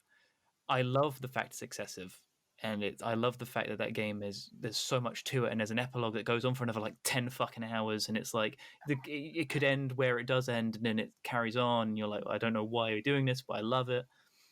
I think for me, I like the fact there's quite a lot in this. I like the fact it's kind of jumpy, not completely. Obviously, it still sucks, and it feels a lot heavier than it is. But I think without it's the kind of thing of if you took all those scenes and you're like, and for example, all of Ellie's, so including the flashbacks and the fact they're flashbacks from flashbacks and do whatever, and then you're like, all right, take out one of these scenes from this game. I don't think you could, because everything is so necessary to get to that point at the end and to get to that. on the Ellie side, yeah. I think, and Abby as well. I think you don't give a shit about her and Owen's relationship and why she does Owen's mission at the end without knowing that where they come from. There are some points where you're like, we don't have to see her dreaming about the fucking hospital for the 6th time. We don't need Yeah, that kind of stuff. I get, but there is an element of it where you're like, I think they are so kind of it's very clear that they wrote all this material and they were like, someone probably went up to Neil and was like, we can't, do we need this scene? He's like, absolutely we need it because of this, and this, and it's intrinsically done. And that's what part of the frustration with the game is that it's got so much in it that it needs to do. You need to get through. That's what makes it kind of annoying to get to the end, and you're like, I feel like I've been here forever because it's unnecessarily complex, and it's unnecessary. It's like they like the entire idea of not using Isaac that much. I think it's great. But the thing is that the first scene with Isaac, because there's like, well, we need Isaac to be killed towards the end, and we need to show that Abby's no longer part of the wolf regime. So we need to set up this character to kill him the next time we see him, and then we also, but then we also need to have, make sure that we set up that Mel and Miguel and Abby don't like each other that much. Well, Mel and Abby don't like each other that much. So when we get the argument with them, we're like, oh man, fuck Mel, or like fuck Abby or whatever. So then when Mel dies, we care about Mel, and because she's pregnant, and then we also have, and like you have this overcomplicated sort of story, but each thing matters. But then, it's like a Stephen King book. There's so much, and you're like, why is there so much here? It's really good. may I butt in a minute? Carry on. You mentioned earlier it's like the smoking gun effect. For me, I felt like it was more of the Frigga character effect. Yeah, nothing was put in for you to use. It was people were put in to fucking die to push the motive forward. And so much was just implemented. You go, oh, they're in to die. The only reason that Lev exists is so Ellie can have that choice at the end. All of the beats they have are brilliant, but you know that's the only reason that he exists. Yeah. So I felt like it was less smoking gun, more just Frigga. I think that's more the case with Mel, I think, and those guys more. I think Miguel dying, for example, is very much like he just dies, and you're like, oh, there, and you're clearly meant to care a bit more than you do. I think that also the bigger problem with Abby stuff is the fact of Ellie stuff. You can kind of like, we love it so much because we've already got that pre-established idea of who Ellie is. We've already been with her for ages, and then you get to Abby's bit, and you're like, cool, we need to set up all this same character development and all these like this cast of weirdos that she loves. We need to do that in like half the time. So which might have worked better as a parallel game. Yeah, a parallel or a separate game. Because if you're doing that, 40% into a game where you've already played as this character, not expecting to drop over to another fully fledged gameplay character, it just grounds the motivation to a halt. Yeah, and that made it even more of a struggle to get going again. I think it just would have benefited it being alternating chapters or something similar, you know? I think alternating chapters would have made it even longer, though. Yeah, it would, because you're wouldn't it? always cutting back to Abby, and you're like, it's the contrary. Yeah. It feels like you're stop starting. I'd rather have my car stall and then I get back to it later than having it stop start to the point where you're like, I don't care. But then I felt when I got back to Ellie, it was too late to be Ellie again, if that makes sense. Yeah, I got back and was like, how does she fucking work? But she's moved on, a year or 6 months, whatever again. It's like, because I'm not even in the same place as Ellie now. I felt like I was out of touch with her, which I guess you're supposed to. But yeah, it was just like I'd spent so long as Abby by the time I eventually got back to Ellie. I'd forgotten. Yeah, absolutely. Just let me stay as Abby. I don't care to do Ellie for another hour. It won't make any difference now. Yeah. I kind of get what you mean by that. I mean, for me, I think you just said, Elliott, like, it does feel convoluted, but it does feel earned in like a way. And I kind of get that as well, and I like the fact that there's symmetry between the two characters as well, and but at the same time, I do, it does feel like an overload of information at times, and I would be very interested to see, because I think at the moment, Joshua said this the other day, and I found it really interesting. He said it's like a hot potato at the moment. It's all like we've just finished it, and it's like, oh my god. Yeah, we all need to sit down and just take a breather, have a cup have a of brew. Tea. Yeah, we'll all come back to it, because I'm currently watching a playthrough of it, and it's quite interesting because even though it's technically not a second playthrough, because I don't know, I don't want to commit that long to it, but which I will do eventually. But it's quite interesting just seeing the content again, going, oh, okay, so this part, this is happening. Oh, when they're talking about this is actually happening, and there's so much, and it links back to the characters again.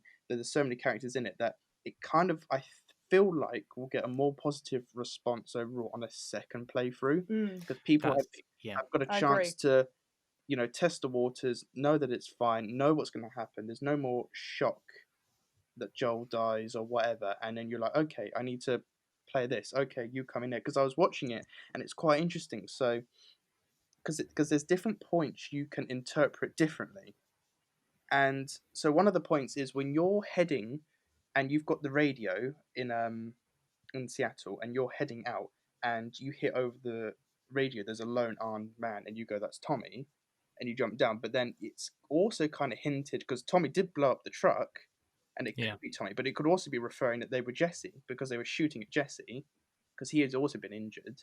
Yeah. And that could be that. So it's just tiny little things. You're like, oh, okay, that's kind of cool. So I feel like it would get a more positive response on a second playthrough.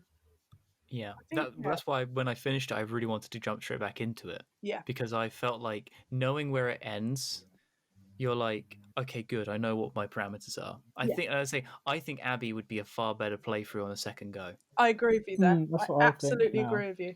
And we quite enjoyed Abby's playthrough altogether. Really, when we played it, that's what we found was quite different to everyone else's. Yeah, no, I found Ellie's playthrough a tiny bit bland.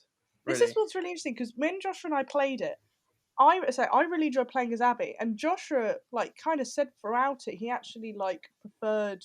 He kind of found Ellie a little bit annoying, which I thought was really interesting. I thought Abby's really dour. Ellie's really dour the entire time. I found her quite frustrating in places sometimes, and I know why. But there were points where it's carried. I think it's carried by Dina, and you know that relationship as well. See that's the thing. When I've looked back on it, and it's quite a strange one.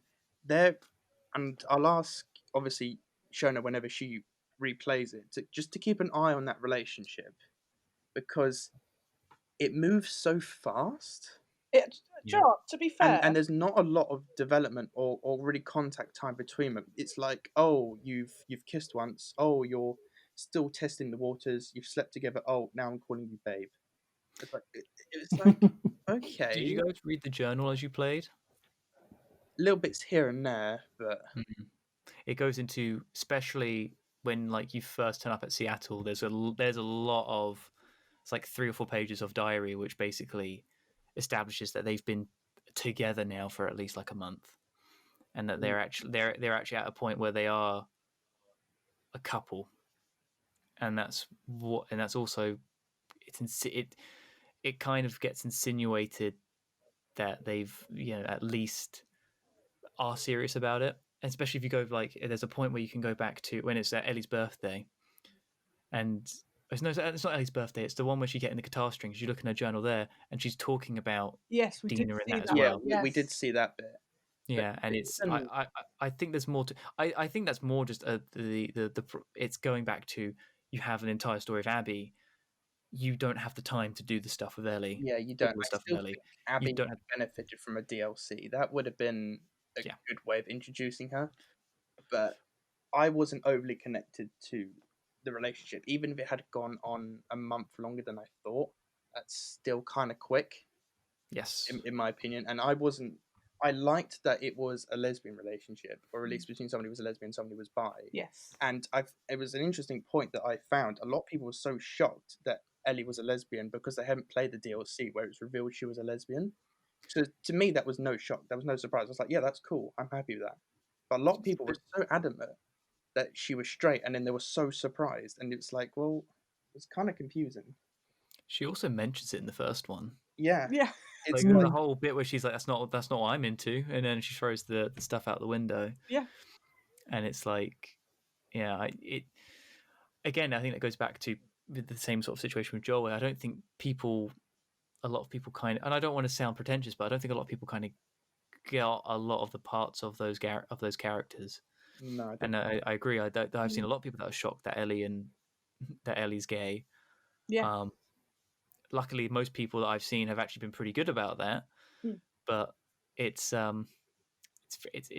very interesting to sort of see how that relationship's been put together. And I think it's really good. I agree it's very quick, but I think that's more just a situational thing of we just don't have enough time to develop these characters. Same kind of thing of like her and Jesse talk as if they've been mates for years, and of course they have been.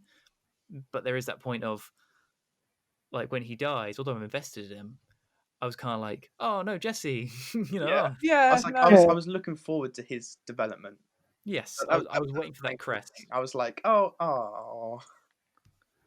Yeah, but it's I think we should go back and talk about a few like specific sequences in there, because I think we've kind of generalized a lot, and I think there's some legitimately great moments. I think the museum moment is debatably one of the best things.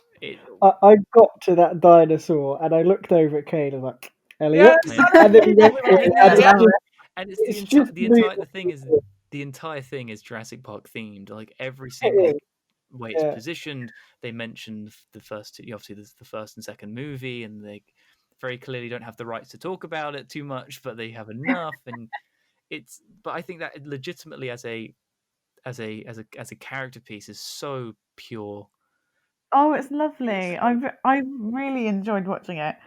I think one of my favourite bits of the whole game is when Joel gives Ellie the cassette tape and they're in like the space shuttle. Yeah. I love them. I think that was my favourite moment of the whole game. It was so pure and just lovely, and it was just a nice moment of like calm and like nothing can get them in this moment, and it was really And nice. that's the point as well, isn't it? The idea that, that's, and as well, like the fact that that's a flashback, that's the thing that she remembers the most.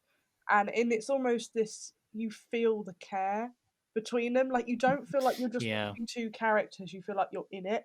And I really loved how they did the whole imagination with Ellie. And it kind of goes into what Elliott's saying about she's got such an artistic flair. Her imagination is so vivid and strong, and just giving her that ability to pretend that she's an astronaut and to go up into space. We do feel like we're in, we're there with them. And I just think it was just such a joy to be a part of. And it's just to not to rediscover again, but to remember what it felt like to be with those two characters. It was very special to me.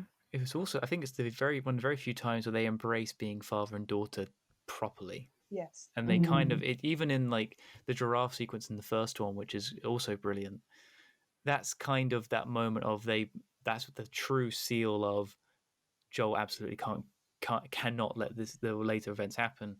I think that this is the relay of that, if you know what I mean, where like this is what Joel and Ellie want, is they want to be father and daughter. I think it's so sincere. I think it was one of the first.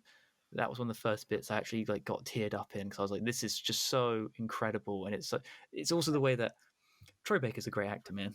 There's parts of it where he's like so full of emotion and just cares so much, and he'll like every time she'll ask something, he'll be like, well, what do you think about it?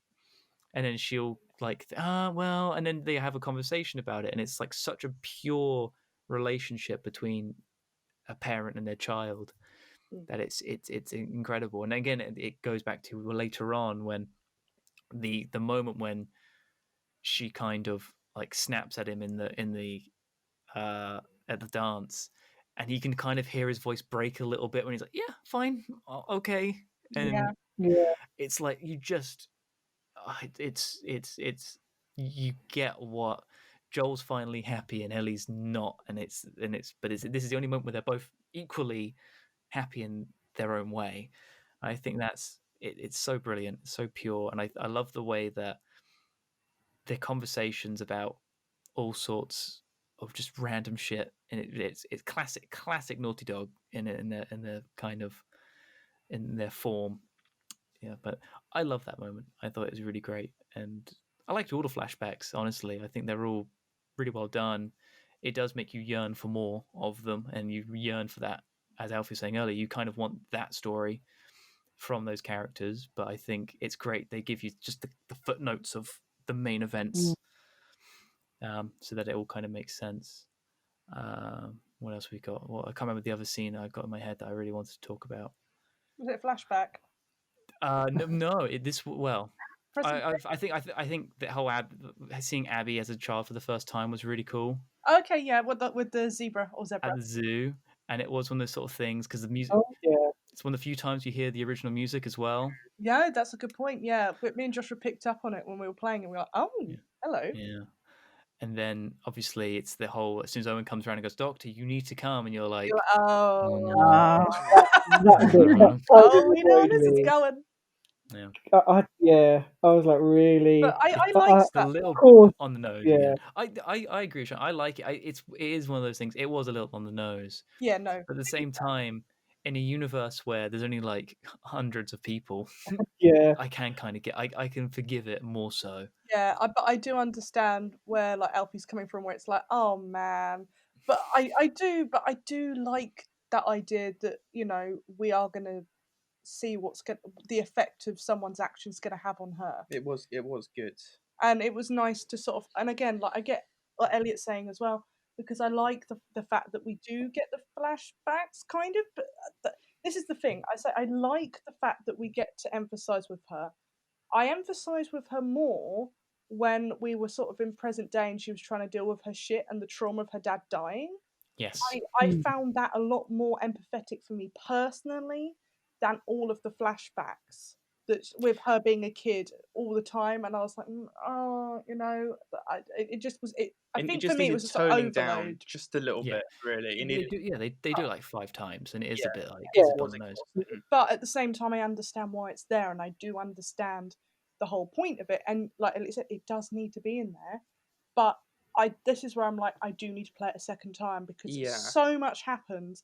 I want to go in with it going, okay, I know this, this, and this. I want to keep a sort of linear timeline head in my brain, and then I can try and track it all and see how it works, and then I'll judge it a bit more. But I just think it was cool to have again parallels, and they did do a really good job at paralleling the two of them because they're both two people that's lost a father figure and a father. They're both people that they are so hell-bent on revenge that it does ruin everything around them. Like Ellie to the point where all her friends die, and then lastly the last thing that it takes from her is really that ability to be creative, that ability to play guitar. And then same with kind of like Abby, until Abby changes her ways, which is a very, very strange, because they were parallel up until that moment.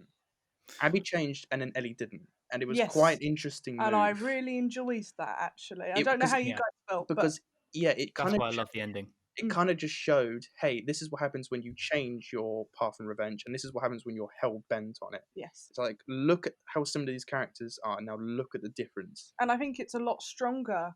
And this is what I find. I want to talk about the ending. I know, because I feel like we should keep the ending as a separate chunk because there's so much we're gonna have to go into. Yeah. But just touching on that bit where she decides not to kill Dina, it was, I think, and please correct me if I'm wrong, Elliot and Alfie, because you guys play video games a lot more than me, but I think there's almost like a glorification of redemption. I think that's done in films anyway, but I'm not sure about games. You'll have to correct me. But it's pretty common. Yeah. It's pretty common. Yeah. I'm thinking of the whole of the Modern Warfare series as just a revenge play. Yeah. The thing is with it is that it's nothing has done it as maturely as this. Okay. Yeah. I think that's the difference. What The Last of Us is very good at is kind of taking, which are traditionally very filmic kind of choices, in that going, what if, of kind of exploring things a lot deeper. And that's what this game does. I think that going back to, you guys are saying they're paralleled. I think they're always paralleled. The difference is that Abby's is two steps ahead of what Ellie is. She begins her story at getting the revenge and feeling nothing, and you see it in her eyes when she kills him. I can see that. Yeah, she's like, I feel no different, and the hate's gone. And then when you go with Owen again, and you have the flashbacks with Owen, and she's like, well, what happened? What happened to us? and then he's like, well, I think we just like lost sight of what we were trying to do. It's more the fact of Abby was so hell-bent, and same with like the reason why Mel doesn't like her very much is because they're like, she's so kind of, I need to murder this person, I need to get this revenge, and she's made herself like the tankiest of people in the world, so that she's a perfect killing machine. Fucking unit. She's a fucking unit, a chonker. The- And then The amount of times I'd sit there as Abby go, those fucking arms, man. Yeah. Christ. I'm impressed. my favorite's when you do takedowns and she just like fucking knees somebody and like but she doesn't knee them, she like throws them down to her knee and you're like, Jesus Christ. There's a bit at the very I beginning. love that she's wearing a vest. Yeah. No, very there's good. a bit at the beginning where she Muscle rips. Oh, girl. sorry. What was that, Kaylee? Oh, don't worry. It's No, fine. no, Sure. no, no, go for it. No, it's just it's so refreshing to see Yeah. a Yes. woman with actual muscles. Yeah. And then I know everyone's been like on like Twitter, like, oh, a woman with muscles just Oh my don't God, exist. don't. I'm just like, oh, So sad. it's yeah. I think it's something that's really, it makes me so, it doesn't make me like angry, but I find it so, excuse me, fucking tiring. Like going onto Twitter and this, oh God, a woman has muscles. You would never think that would cause so much outrage, but apparently that's not possible. You know, she's not attractive. First of all, that's not the point of the character. Like it's a person, you're kind of meant to follow them. It's not about whether you can have sex with them or not, or if you want to. Yeah. But at the point, it brought up, I think, a bit of a discussion on Twitter about women's bodies and how they're presented. I know I'm going off on one, but I think it's really cool how many women then came out and took photos of themselves and were like, hey, this is what I look like. I'm a real woman. We exist. And it wasn't just, you know, oh, let's show a strong woman. No, these people do exist. People, well, you know, people that identify as women can be strong. That's what I took from it. Definitely. And I found that very powerful and very important to myself. So. But like, how narrow-minded must you be to think like women like that just don't exist? You just have to be. Well, I've never seen one, it can't exist. Yeah. Yeah, I know. All the women I've seen are stick thin and they have massive boobs. I don't understand why are there different interpretations of women. Dev clearly hate women. What was it? The ideal woman, and they put an anime picture in it. It's like, Yeah. Yeah. oh, This is more That's a great. depiction of a woman and it's a fucking anime character. And I'm like, oh my God. Great. Amazing. But no, it's Yeah. I can't remember what we were saying, but yeah, no point. Yeah, when she rips that pipe out of the drywall at the very beginning, and Josh and I'm like, what? She just like fucking rips it out with one hand, and then she sees a clicker, and the force in which you feel it in the controller, and Joshua and I just cackled. We were like, oh my God. We very much enjoyed it. It was playing with her. I found more fun. Yeah, just I get that. Through the brute strength, and I have to say, going back to a point I think you made earlier with the sort of weapons and the sort of things, I think just like the weight training, it kind of reflects her bringing up, because if you have Ellie, and she's also very, very thin and obviously very, very sly, but she's not very strong, and you kind of have the opposite with Abby, where she's really, really strong, but she's not very she's quite slow in like the prone positions and things like that. not as nimble. Yes, absolutely.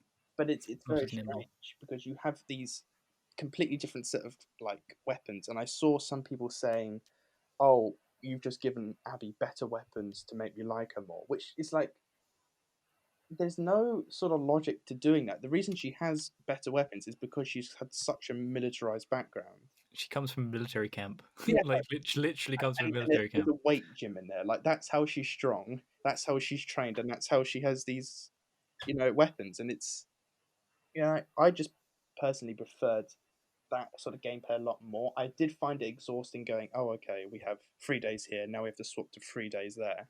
It's almost like it was just like 2 games merged into one, and it was just unnecessarily long. But the actual gameplay with it, I had no problems, really. Yeah.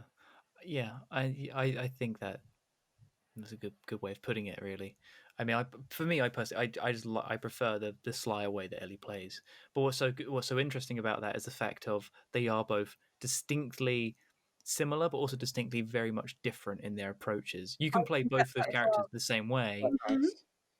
but they have a very small set of very perfectly developed sense of difference in which they're Which I like thought was Ellie's shown. and tone, and say I prefer the way that Ellie is a lot slimmer and a lot more kind of nimble, and she has her weapons are she's a much more into just making sure she gets the job done with what little she has, whereas Abby's a lot more like, hey, I've got more ammo and I've got more this and I'm a bit more I'm a bit stronger, but my weapons aren't as powerful. I much prefer one to the other. But then again, it appeals to both players. It's not like The Last of Us Part 1 where you just play as a tank the entire time and then you play as Ellie in the middle. And I think it's a much better way of doing that. But even then, I think just combat in general is incredible overall. We mentioned it earlier, but some of the engagements you get in are so clever in the way that they're layered. You never know how many people are really out there Oh either. my god, the AI is just so good. I really thought it was brilliant. Yeah. Sorry to interrupt. No, you're right. It's no problem with interrupting me about it. It's great. It's really, really great. Honestly, wow. And I just like, but even for me, the way that weapons feel is great. It's so getting shot is such a fucking visceral thing. Yeah, and you get blown back, and the camera zooms in and you're like, it's just excellent. Like getting hit by an arrow, and the first time you get hit by an arrow is Ellie. You get knocked over, and then you have to like physically pull it out, and you just see all the facial animation of it, and it's great. I think. Oh no, sorry. Carry on. No, carry on. I was going to say was so like I've watched a few sort of not like obviously like YouTube videos of people sort of talking about what they liked, didn't like about the game, and I found it very interesting. But I think a lot of what people can really bond over, and I think what a lot of us sort of can all agree on, I mean, is just like the graphics and the AI is just amazing. The detail and the effort that went into doing that, I think, is it just deserves so much credit. The fact that Joshua and I would go into a level and he would hand the remote over to me and I'd be ready to go. And I'd been watching him for the last, let's say the last 20 minutes of the gameplay was in this certain map. And then I get the chance to go on this map, and bam, just like that, the AI has now changed where the guards show up, where the dogs show up, where they're now going to spot me. And I just thought that was so clever because for me, it made it feel so much more real. I was genuinely nervous. There were points where Joshua got so annoyed at me because I just laid on the grass and I just wouldn't move for 20 minutes because I was too nervous to. And he'd be like, fuck's sake, move. And I'm like, no, I'm going to throw a bottle first. Like, I was so scared. But that was like the power of it. And yeah, I just wanted to kind of, the fact that the wolf, they flank you at one point as well. They notice when your ammunition's out as well. Personally, the design of the scars, their whistles, and their I thought that was so really creepy. Absolute genius. I thought that was really cool. When you first encounter the scars, I just thought, oh man, that's just so cool. I know it's kind of like the religious part, and it's like, okay, that is just abusing power, but that is quite an interesting concept. The whole using bow and arrow and then just whistle to communicate, I just thought was very, very cool. It's a different type of battle, and I just love how I know what you said earlier, and I completely agree with it. There is quite a lot, and there's like, here's the good guys and here's the bad guy, and there's these Seraphites. But what I really liked about it was that they are all different in the AI in terms of how they come for you and how they attack you. Yes. That for me was just so not unprepared for, but it kept me on my toes, and it made me really, really think about what I wanted to craft and what I wanted to preserve, because I didn't know what was coming around the corner, and it just made it a lot more visceral for me, and that's what I enjoyed. Yeah, I get that. I think we should probably move on to. I think I've got two things I want to get to. One's the ending, but I wanted, before we get to that, and speaking of combat, the Rat King's a bit shit, isn't it? Oh my god! It was so disappointing. What? It's a bit kind of when you killed it, I was like, annoying. I was like, oh. Yeah. I love it. When you bang on that door and you hear that growl, we were absolutely shitting ourselves. I had to pause the game and go to bed. We did it the next night because I heard that, and Joshua and I turned to one another and we were like, Oh my god. We were thinking it was going to be so. We don't know. Our imagination really ran away with us, and that's really, really cool when it happens. And then it kind of turned up. Interesting. Yeah. 'Cause I really liked the design of it. I thought it was creepy. I thought it was. I didn't like the fight itself because it felt like it kind of just went like, fight it now, and you're like, okay, what am I supposed to do? And then you shoot it a few times. You're like, okay, I think I'm doing damage to it. But Don't get me wrong, like it terrified me as a sort of a creature. I was actually sort of kind of mildly yelling at 1 a.m. because I was having to sprint away from this blob, like this fucking horrid creature. But it didn't necessarily frighten me in terms of when you finish the game and you get to look at all the designs. I was like, that's not terrifying to me. But the fact that the lighting and the scenario and the fact that as soon as you get close to it, you're dead. That's what kind of terrified me the most. I think it was more the atmosphere rather than what it looked like. If it had not that, at the end of the day, like it was kind of hard to fight, but when it was over, I was like, oh, yeah, that's okay. it. All right, then I'll go back up then, I guess. So that was What's kind that of. thing? I've just been to the loo. Have you talked about stalkers? Oh, not No, yet. No, no, talk about the but Rat we'll King. talk about Rat King first. Right. Speaking of What did you find about the Rat speaking of King? terrifying, the first time you get to Yeah. them, I was Stalkers. Yeah. terrified because it was like this time of night, and I was sort of, like tired, and I was like, "Oh, I'll turn it off after this next bit." And then it's like I said to you guys at the beach. You see one sort of 2 doorways away, and like, did that just move? Yeah. Was Scuttles that as well. there? And then I'm tired now. I'm very cool. imagining it, and then there's like something runs past a window, like, oh no, fuck that. This isn't. They were brilliant. And then the fact you do that room, go out onto that little balcony. Another room. No, back in again. It's awful. I thought that was brilliant. But Brilliant. the worst thing about them as well, sorry to interrupt you a little bit, but like you know when they're gonna be round the next door, but that's the way you have to go. Exactly. Yeah. Yep. You've got to try and figure out. Okay, have I got enough arrows to deal with this? Nope.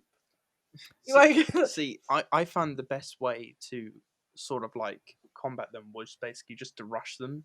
That's what I did. Yeah. Because in the end, once you figured it out, you're like, okay, if I try and stay still and creep up, that's what one's going to creep up on me. And it was quite cool that you no longer had that stealth option, really. Like, you could try, but whereas normally your stealth option, you're more likely to survive. In this one, you're less likely. And I thought that was quite a cool little switch to do. Yeah, I agree with that. I think it's they are such a different kind of enemy to go against that it makes it so refreshing. It's like and it's also one of the sort of things of they start just adding them randomly throughout the map. Yeah. Because I thought they were going to be, it's going to be like when you see a clicker and you're like, all right, this is the clicker section, and it was like, oh no, like a stalker's just around the corner for you. Like there's the whole bit in the boat. I don't know if you had the same thing where there's just tons of them, and I was constantly running into stalkers, and they were constantly revealing my position. And then like 2 shamblers would come around the corner. I had to go downstairs and hide. The shamblers were. I found the shamblers much more terrifying than I did the Rat King. Dare I say so? Yeah, I did. Even for like the sound design of it. The sound design was fucking brilliant. I just hated the shamblers to pieces. I was like, just piss off. I don't want you near me. Stop it doing exploding. And then they just like explode at the very end like a fatal farce. It's just like, I did have one moment. I was going to message you guys that it was brilliant with a shambler. Must have been as Ellie. So I had like 3 Molotovs, a fully loaded incendiary shotgun or whatever. Yeah. And it turned up and I was like, oh, fuck this. I can't be asked. Molotov. All my ammo is gone before it even looks at me. Like, yeah. That'll take it. See you later. That's how it's done. It's the best. No, it's they're good fun to fight. And I even then, like I love to talk about sound design. The clicker sound design is near perfect. I don't think I've ever heard an enemy that has such a specific sound that is not only recognizable, it also matters to the rest of the map and the rest of the game.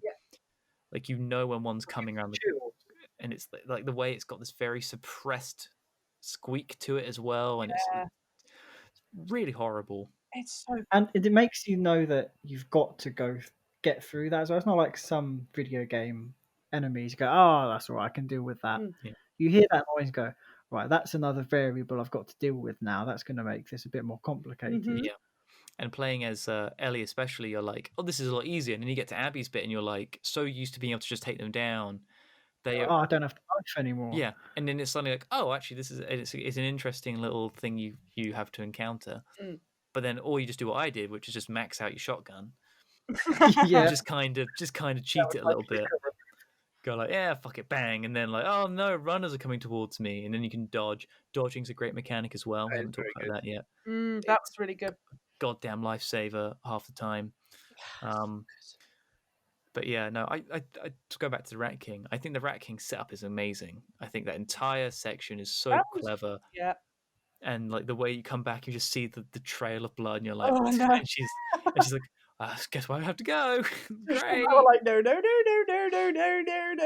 Yeah. I do think it's quite interesting because the reason that it formed is because if you think 25 years ago, when the infection started first coming around, and they just had so many infected they couldn't deal with it, that they just shoved them all in a Ground zero sort of. in a room and just locked the door and just let them die in there, and then they just merged.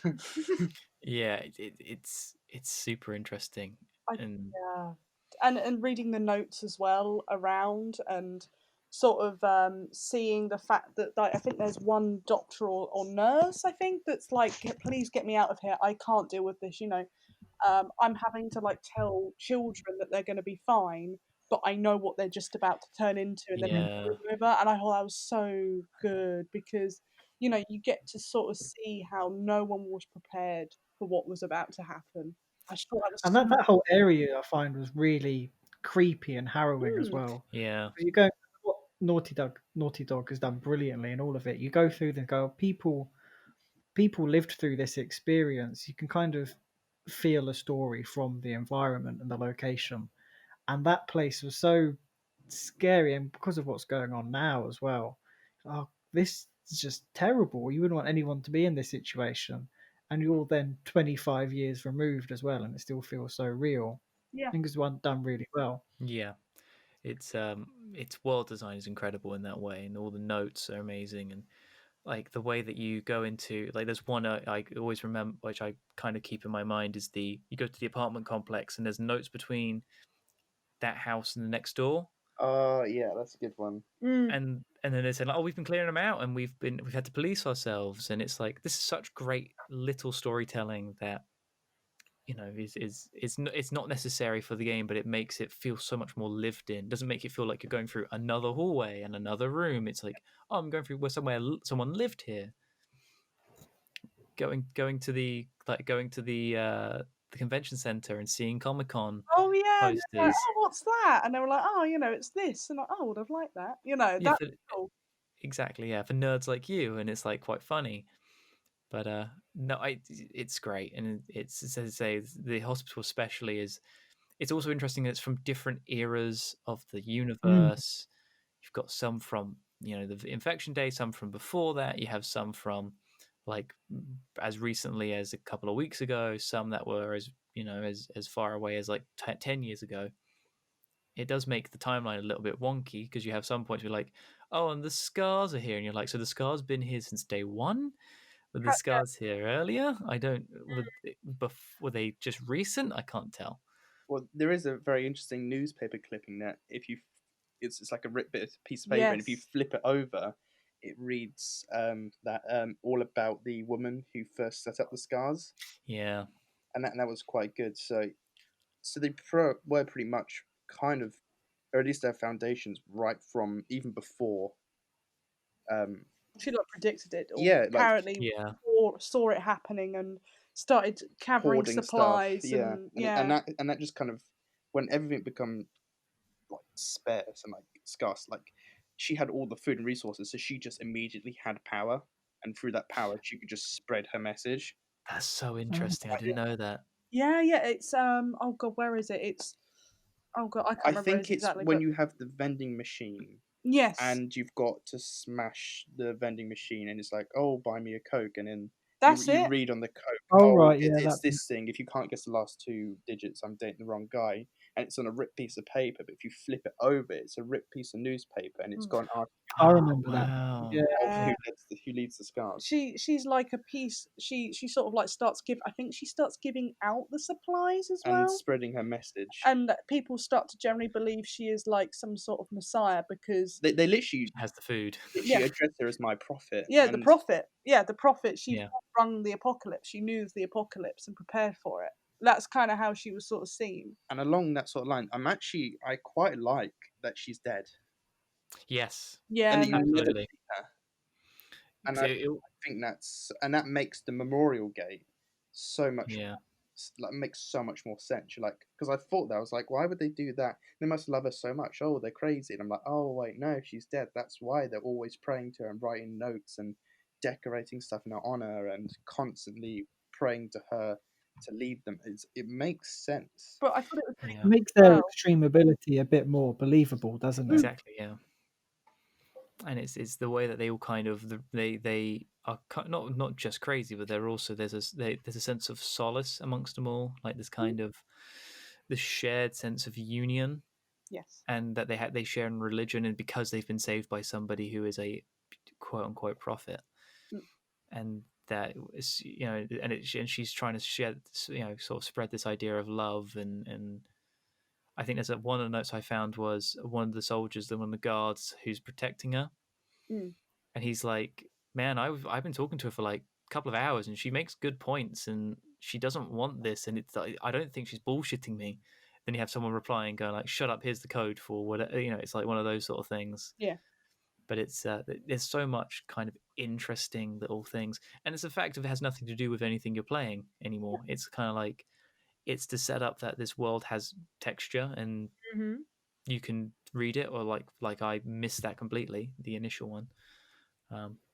Or you can invest yourself completely in all of them and really get a sense for the world. I think it's great. No, it's brilliant. Cool. Should we move on to the ending? Yeah. I think we've talked about a lot of things. We've kind of scattered a lot of the elements. Yeah.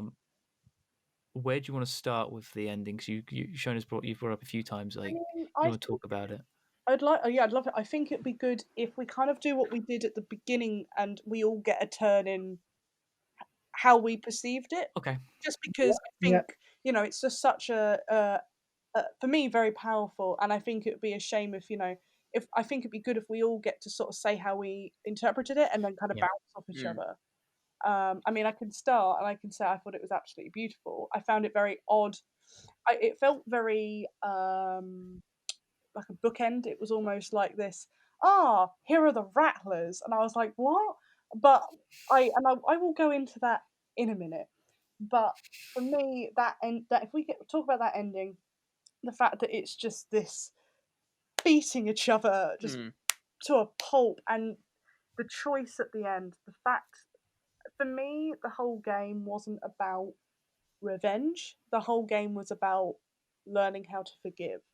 That it was not about revenge is not revenge is bad, but like there are consequences to your actions. But in order to heal, you must forgive, and in order to heal, you must get over and find purpose in other things, and to move on from that. And I think Ellie, as you said, Elliott, she realizes that 2 steps after Abby, but she realizes it at a poignant time. That battle between Abby and Ellie, I didn't want either to die. I was so horrified. I was so scared they were going to kill Abby off. When she goes under that water, I was like, I do not want her to die.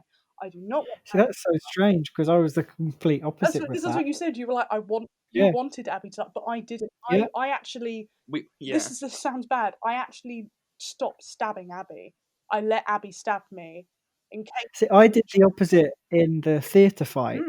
Whenever I was fighting Ellie, I'd just stand there as Abby go, do it, go on, blow her up, stab me, hit me. But this is kind of wanted to talk about, because I think depending on how you interact with those characters, and even if you didn't care at all, I think it goes to show you the power of that ending, because some people are like, well, what was the point of the whole game if I didn't get to kill Abby?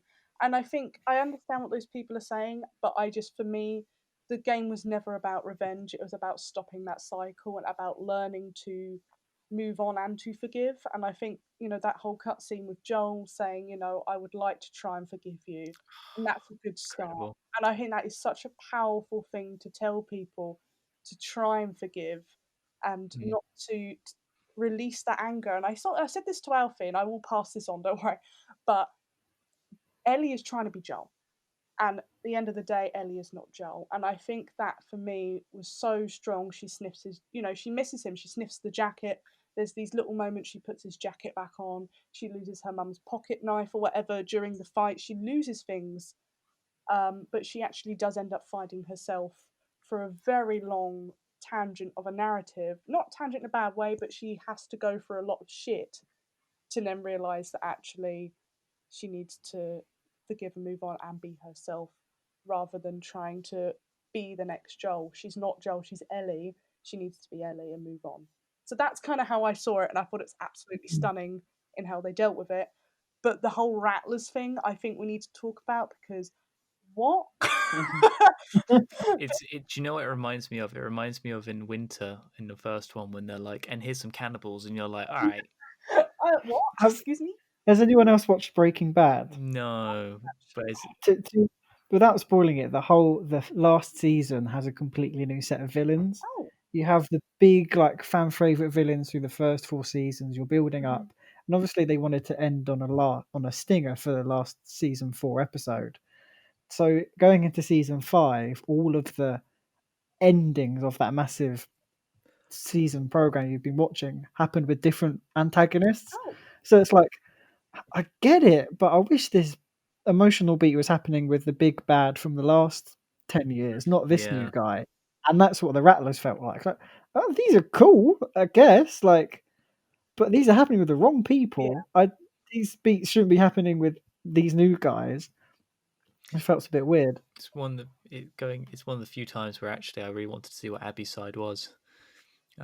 It's also, that was another, going about the timeline, that was one of those examples where you as Ellie go and see the guy, and he's like, I mean, we picked her up like 3 months ago, and I'm like, a few months?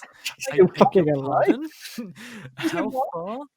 Yeah, and it was like, oh, okay. And I know they obviously did it so that you have that, it makes that fight at the end so much more kind of just sort of depressing and pathetic and all that sort of stuff. But no, I agree. The Rattlers are just this. I think they just meet what you need for that ending. I like the fact you don't know anything about them. I like the fact they just kind of are these people that exist, and you start an uprising by accident, and like, yeah, they're like, do you want to join? And they're like, they're like, no, she's bitten, and she's like, I just want to get to Abby. Just where the fuck? I would really like to see a DLC game. DLC where you play as like a rattler in California, and it's completely like unattached. It's kind of like the Ballad of Gay Tony in GTA Oh my god, 4. yeah, that'd be incredible. Slightly touch it, but it's just its own little story, because I think they'd be a cool thing to explore. Sons of Anarchy, but The Walking Dead meets. Yeah, go for it. I'd quite like that. Don't you mean Days Gone? That game that everyone forgot about.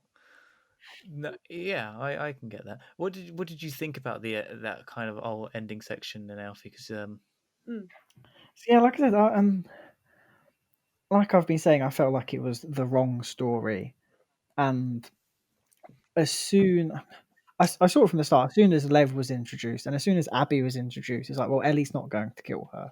Yeah. You just know, I could see it from a mile off, so I was kind of frustrated by that. Like, I'm playing this, and I know what the ending's going to be anyway. It's going to try and throw me a curveball, but I know that she's not. It's kind of like watching a Marvel film. You know they all win by the end and the baddies lose. It's kind of like an empty threat. So when I got to the point and you're having that fight, for me, it had no emotional weight because I knew they weren't going to kill her off. I knew it was going to be us. She'll be fine. They won't do it. They'll pussy out. They'll bail out, and they'll both go, "I'm sorry, go away." So I was kind of a bit disappointed that no one got their hands dirty. Just on that, just because it was nothing new. But going to what Shona said as well, the fact that Ellie isn't Joel, I felt like they didn't explore that enough. I love that idea of Ellie isn't Joel, but I just don't think they gave it enough time, enough sort of meat on the bone for that thought. It's like, yeah, okay, she doesn't kill Abby, but it just felt a bit empty for me, if you know what I mean. If that all makes sense, because I knew it was going to happen anyway. It's like, okay, they're not going to kill her. You're trying to find her. You're going to claim that you want to kill her, but you're not going to. It's not going to happen. So I kind of felt like my time was a bit wasted, personally. Okay, I can see what your points of that are. I think it's just as a person who plays games quite a lot, you're thinking, right, I'm going to spend another 10 hours of my time playing this. I know what's going to happen. Do I just turn it off now and watch it quickly on some YouTube? Like, I could be doing something else. I've got some jobs to do. I know how it's going to end. And I guess that might just be a part of I haven't been such a long-term fan as Josh and Shona and some other guys, which I'm kind of glad I'm not. Like I said at the start, I'm glad I'm disappointed because I'm not such a deep fan. So yeah, but I'm so glad that Shona loved the ending, and I'm so glad you guys liked the ending, and I'm so glad people have enjoyed it. I'm finding it interesting that I was just like, no, not for me. That's interesting, and I'm glad that, like, as I say, I'm glad we can have this conversation because the internet is so volatile at the moment. Like, if you hate, like, I've seen so many people just like be so vile, and I don't mean in terms of shut up, but like as in people are just being so horrid to one another, like no one's having a conversation. Yeah, there's no middle ground. It's just so polar. There's just one side or the other really forming. And I think a lot of people are hating it just because you don't kill Abby, or they're hating it just for these stupid things like Joel dying. Like, get over it. Like, this has happened. Let's talk about it rather than just sort of just blatantly say, well, it was just bad. So that's why I like having the conversations, because you're allowed to have an opinion. It's fine, but just saying sort of a blanket statement, that's why I kind of appreciate this talk, because you're actually able to dissect and think about the game. And yeah, I kind of get how it can be disappointing, and I kind of get how you could see it coming. But for me, I generally thought they were going to pull the "let's kill Abby" sort of vibe. I generally thought they were going to do it because Ellie is so loved. Ellie is so darn loved. You know, the amount of people. I've forgotten the critic, but he was so pissed that he then had to play as Abby. He threw the fucking remote, the controller. He threw it, and I was like, "What? Why are you so mad? People hate Abby that much." And I was like, "Are they actually going to kill this character because it's between a character we love and a new character?" That's where I thought it was going to go, and that's why I was so invested, because people love Ellie, and I love Ellie, but you know, like, it was nice to see that weighted for me, and I felt a lot more sort of, oh my fucking god, who's gonna live, who's gonna die. See, it was a bit strange. I kind of enjoyed liking Ellie a little bit less. I quite liked it because it's gone from a character that is beloved, and then you show the character's flaws. And I felt that had much more value than, oh, we've made Ellie the savior of the day again to keep the fans happy. It's like, no, I liked that she had flaws. I liked that she was human. I liked that she made mistakes and there's her consequences. Well, you hated the whole apology when she was used. Oh yeah, that's a total bit I forgot about. Because over the course of the game, I was getting a little bit more and more annoyed with Ellie, and I think that's what attributed to me preferring Abby's gameplay, because it was very, very strange, because the scene of when Dina is revealed pregnant, which I've still got a little bit of issue with, I don't think that was entirely necessary. But when you actually have that argument, which is like, okay, well, you are useless then. And you're like, oh, okay, that's she's made a mistake. And then her form of apology was, hey, listen, last night was stupid. And then that was it. I was like, well, that's not an apology. You've just called me and my unborn child useless, even though I've helped you so much, and you've just said, Yesterday was silly, haha. I did see some guy say somewhere, I can't remember what it was, but Last of Us 2 got to a point where it's just a bad soap opera. It's a lot of pregnancies. It's a lot of. A lot of babies. Especially the Abby side. It's a lot of white people going, "No, you don't love me. I thought we had something. What are you doing here?" Yeah, it is. Like, fuck off. I'm not playing it for this. And it's kind of, and that's also partly why it's not as compelling, because at least with Ellie and Dina, I feel like there's something more there. Hmm. I mean, it was just nice to see two lesbians together, or a lesbian and bisexual person together, and it was nice because Elliot and I, in our previous podcast, I said I'm so used to my favourite lesbian characters dying, and for me, or breaking up, blah blah blah, and it was this breakup I wasn't upset by because it felt natural and real. Yeah, there was a reason why. There was a reason why, and it's so annoying how many times lesbians or bisexuals or anyone part of the community dies because they're gay or for no reason, or they break up for no reason. So it was just nice to have it felt real. You know what I mean? Natural breakdown of a relationship, and I'm it's the. so happy to see that. Yeah. Maybe it sounds weird, but I was happy to see it feel real. And the other thing is, you can insinuate that at the end, the very end, when Ellie leaves the guitar, that Ellie goes back to Jackson. Yes. Like, there's so many open opportunities where you could be like, well, actually, she got for example, in my mind, I think she goes back to Jackson and kind of tries to start again, and tries to embody what Joel was at Jackson, and tries to get into the forgiveness aspect of it, and the things and trying to live her life better. But then there's also the other aspect of, she probably could go to the Fireflies and be like, hey, I'm the cure, guys. Do you want me now? Or she can go to the woods and live on her own. And there's so much about, I think, that ending. I personally love the way it ends. I agree with Shona. I think it's such a poignant turn. For me, I had two things. The first thing was the ending was spoiled for me by a meme. No. Yeah, I had the ending. You had Same meme, the Red Dead one. Yeah, me and Alf both had the same thing of, did you get the thing spoiled? He goes, I think I did. And it was like, Yeah. yikes. So I knew that was going to happen, but it's one of those sort of things of, oh, okay, I quite like the idea of the fact of she lets Abby go. I think it's incredibly well set up. I think the way it leads into the last flashback is incredible. I think that's such a great sequence. For me, I get, unlike Alfie was like, I'm heavily invested in this character and I embody what she has. I took a step back with this and looked at it like an interactive movie in which I wasn't necessarily the character.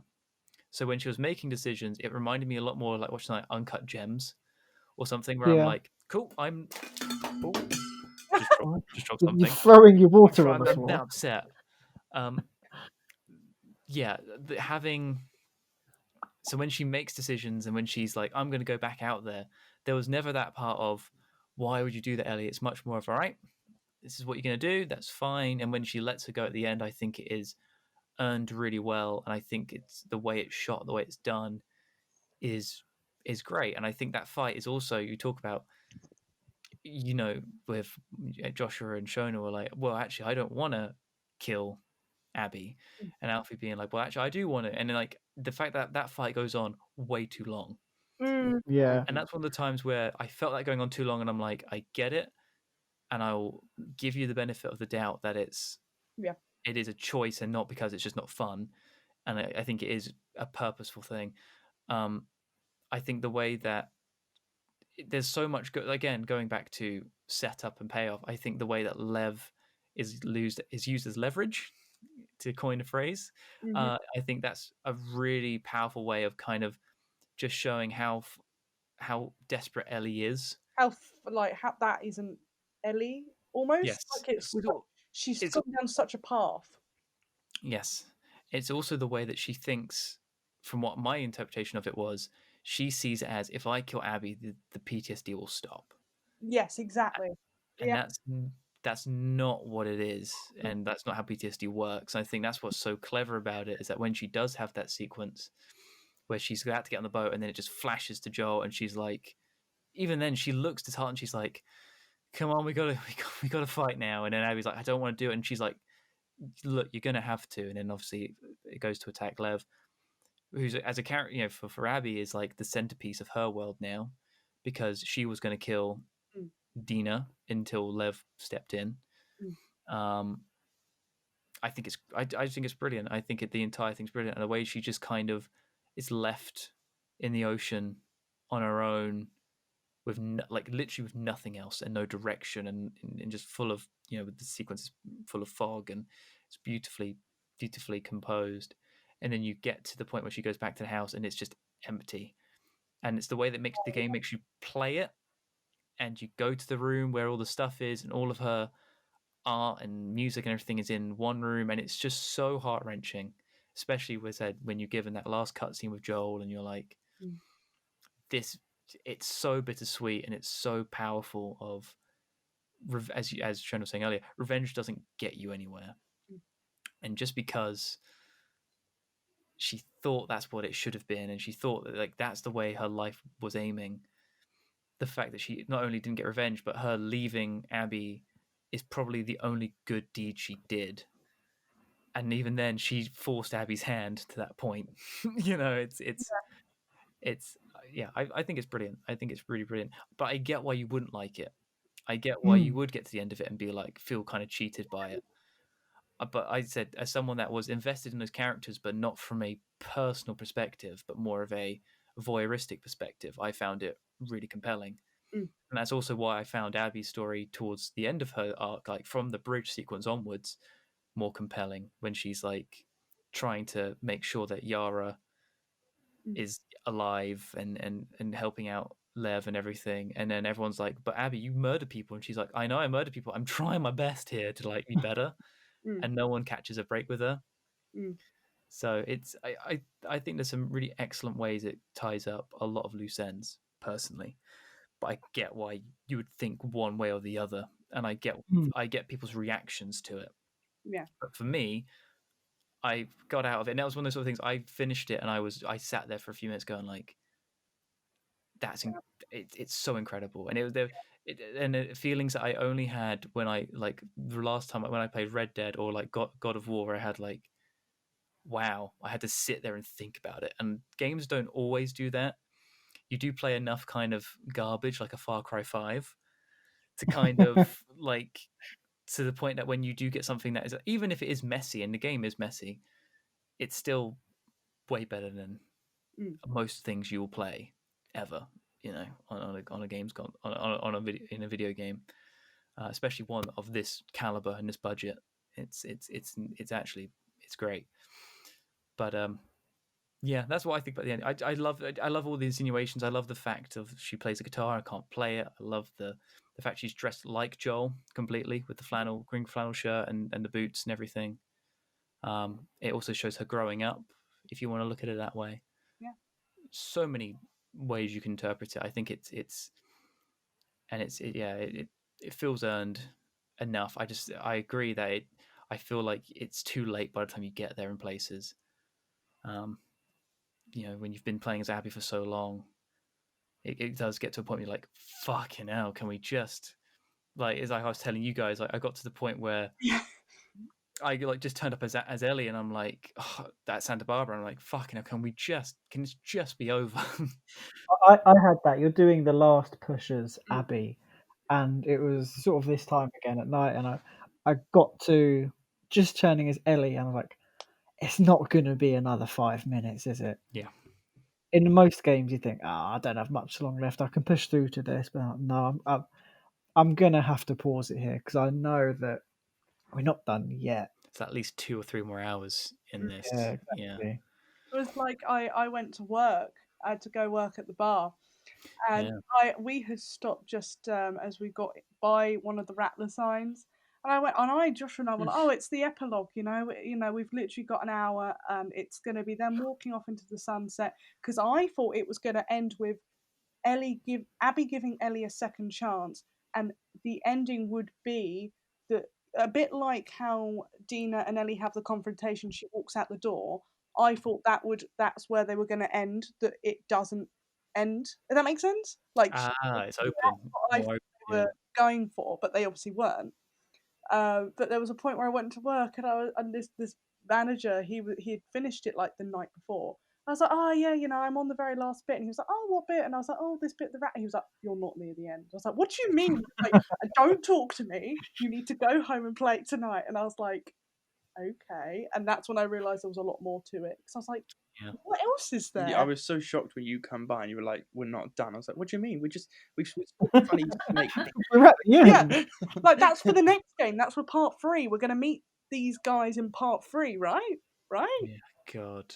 Yeah, Mm. it doesn't feel like it ends. No. I think, and it's, again, I've seen people talk about it and saying how, okay, well, that's because it's meant to feel like this long and arbitrary journey, and it's meant to feel long in the same way that Lord of the Rings is very long and feels meant to, again, feel like a massive journey. I don't think that necessarily is the case as much as it's just a lot of game, and it's. I don't think you benefit as a player. No. I found it very similar to season 3 of Westworld. Like, you've got a very compelling story for the characters involved, and it's metaphorical and it's so complex. But as a consumer, as a viewer, as a player of it, it's not as enjoyable. Yeah. It was just a bit too long. Yeah, I can. How they executed it. Yeah, wasn't. how they executed it. It reminds me a lot of Westworld season 2 in that way, where it's like half of this is really shit hot, and the other half is like, why are we meandering so much? Yeah. And then you get like a bright spark, like moment, like one of the there's like 2 or 3 episodes in Westworld season 2 that does that, where you're like, I'm back in again, and it's the same sort of thing of like, I don't want to keep us all going too long, so we've been doing 2 hours already, but That's all like the moment when that one shot when Abby gets hung in the woods. Oh my God! Incredible. I love that, and it was shown off at E3 or like PS, like PlayStation Expo, whatever it was a few years ago. But it's just like a moment like that happens, you're like, well, I'm back in, I guess. I guess I'm back in this game, and then you'll go and play it for a few more hours, and yeah, it's that on repeat in some parts, but overall, I think I love the ending of it. I like the entire epilogue of it. I just wish it kind of. I think the other thing that makes it feel long is the fact of just sometimes walking takes ages. Oh, yeah. Can we even talk about the amount of times it wants to be Last of Us 1 and to be a road trip game? So you'd get to the top of a hill or a building. It's like, not too far now. And it's like 6 miles away, and go, Or no, the worst I've is got when to you're go like, over there. Christ, I've got ages. Yeah. the worst is when you're walking and you're like, oh, it's only over there, and then the thing collapses underneath you, and you're like, oh my God, Yeah. can you not? What was the bit? One of them goes in the river and then pops out somewhere else. You're like, please don't be far. Please don't be far away. Where am I? And you get to the building again, like, I'm further away than I was when I was almost there. I think it's when you're trying to get back to the aquarium you're trying to get to the marina. Yeah, That's it. Yeah, and you're like, oh my God, can we not? It was like a running joke. It was like the explosions in Aquaman. Oh my God, Like, this is going too well, and then you look out a window, go, the hospital. It's only a 3-hour trek away. Like, only. Well, they even make that joke with the bridges as well, when they're like, oh, is this the bridge? And then Lev's like, I mean, this is one of them. And she's like, how many more fucking bridges and ladders do we have to go on before we get to that point? But yeah, is there anything else we want to bring up before we go? Any last? I'm glad you guys liked it so much. Yeah. Well, thank you. Thanks. No, I was just going to ask a question because I just wanted to see what Kaylee thought of the ending because you didn't play it. No, it's fine. Because Joshua had to watch me play it, so I'd like to know what you were thinking. I know we've talked about it, but just for the podcast, what you were thinking without being able to control the characters, but also on that same wavelength for Kaylee, because Kaylee knew the ending, she read it, and how was that for you knowing it, but then also seeing it sort of play out? How did that feel, if that makes any sense? Because obviously you didn't have any connection literally to the characters, but you did in terms of the first game. So I'm very interested to see how you kind of found that, because you weren't literally controlling it. You kind of knew what was going to happen. Well, when I read it, I was like, oh, I can see how people will be angry at this. And then when I watched Alfie play it, like when I was like watching it in motion, I was like, okay, this is a really heavy scene. I can see parallels with Abby and Lev and Ellie and Joel there. So I was like, yes, it's really nice how it all played out and worked. It was interesting. I think I like the move it made. Like I liked it. I feel like because it's such like a vast world, I think there were so many other things that they could have also done with it that would have worked just as well, but this just happened to be the one that they went with. And I also think it would have been really interesting if, I don't know if they do this in one of the Red Dead games, but if you were given a choice to kill That's what I was Abby or going to not, say. That's what a lot of people like said. Yeah. like although I like the ending that they did, I thought it would be really interesting, and like if the player could choose to kill Abby or not, Yeah, and how that would have affected Ellie. Even the fight against Ellie in the theatre, I wish there should have been a choice then, because Yes. I really didn't feel attached to Abby enough to want to fight Ellie yet. I didn't feel like I was ready to have to do that. I wanted that to be a choice. Yeah. But I wonder how I'd feel if I played through it again. I fundamentally disagree. I think it should have stayed as it is. I think you just. Oh, I think really? it ruins the entire point of its narrative if you just go. And it's up to you, because the game goes out of its way, especially at the last chapter, to be like, man, Ellie, just don't. Like, this is going to ruin your life, and she chooses so. And I think and again, go back to the idea of consequences. She has to live with those. And I think as soon as you give that choice to a player, it starts to get to that point of. And again, that's why I say there's the trying. I said, for me, that's easy for me to say because I didn't I wasn't role playing as her. I was kind of going like, no, I wasn't playing as me playing her. I was role playing as her. I was like, cool, this is Ellie's story, and I'm gonna see it out. And as soon as that's what I was about to say. Yeah, as soon as you, I think carry on. go on. No, you carry on.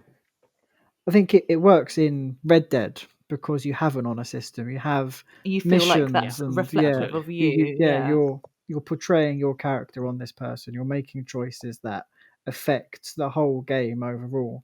Where that isn't a feature in The Last of Us, it's like you said, it's a story you're just watching. It does make sense. There needs to be a definitive end without a choice.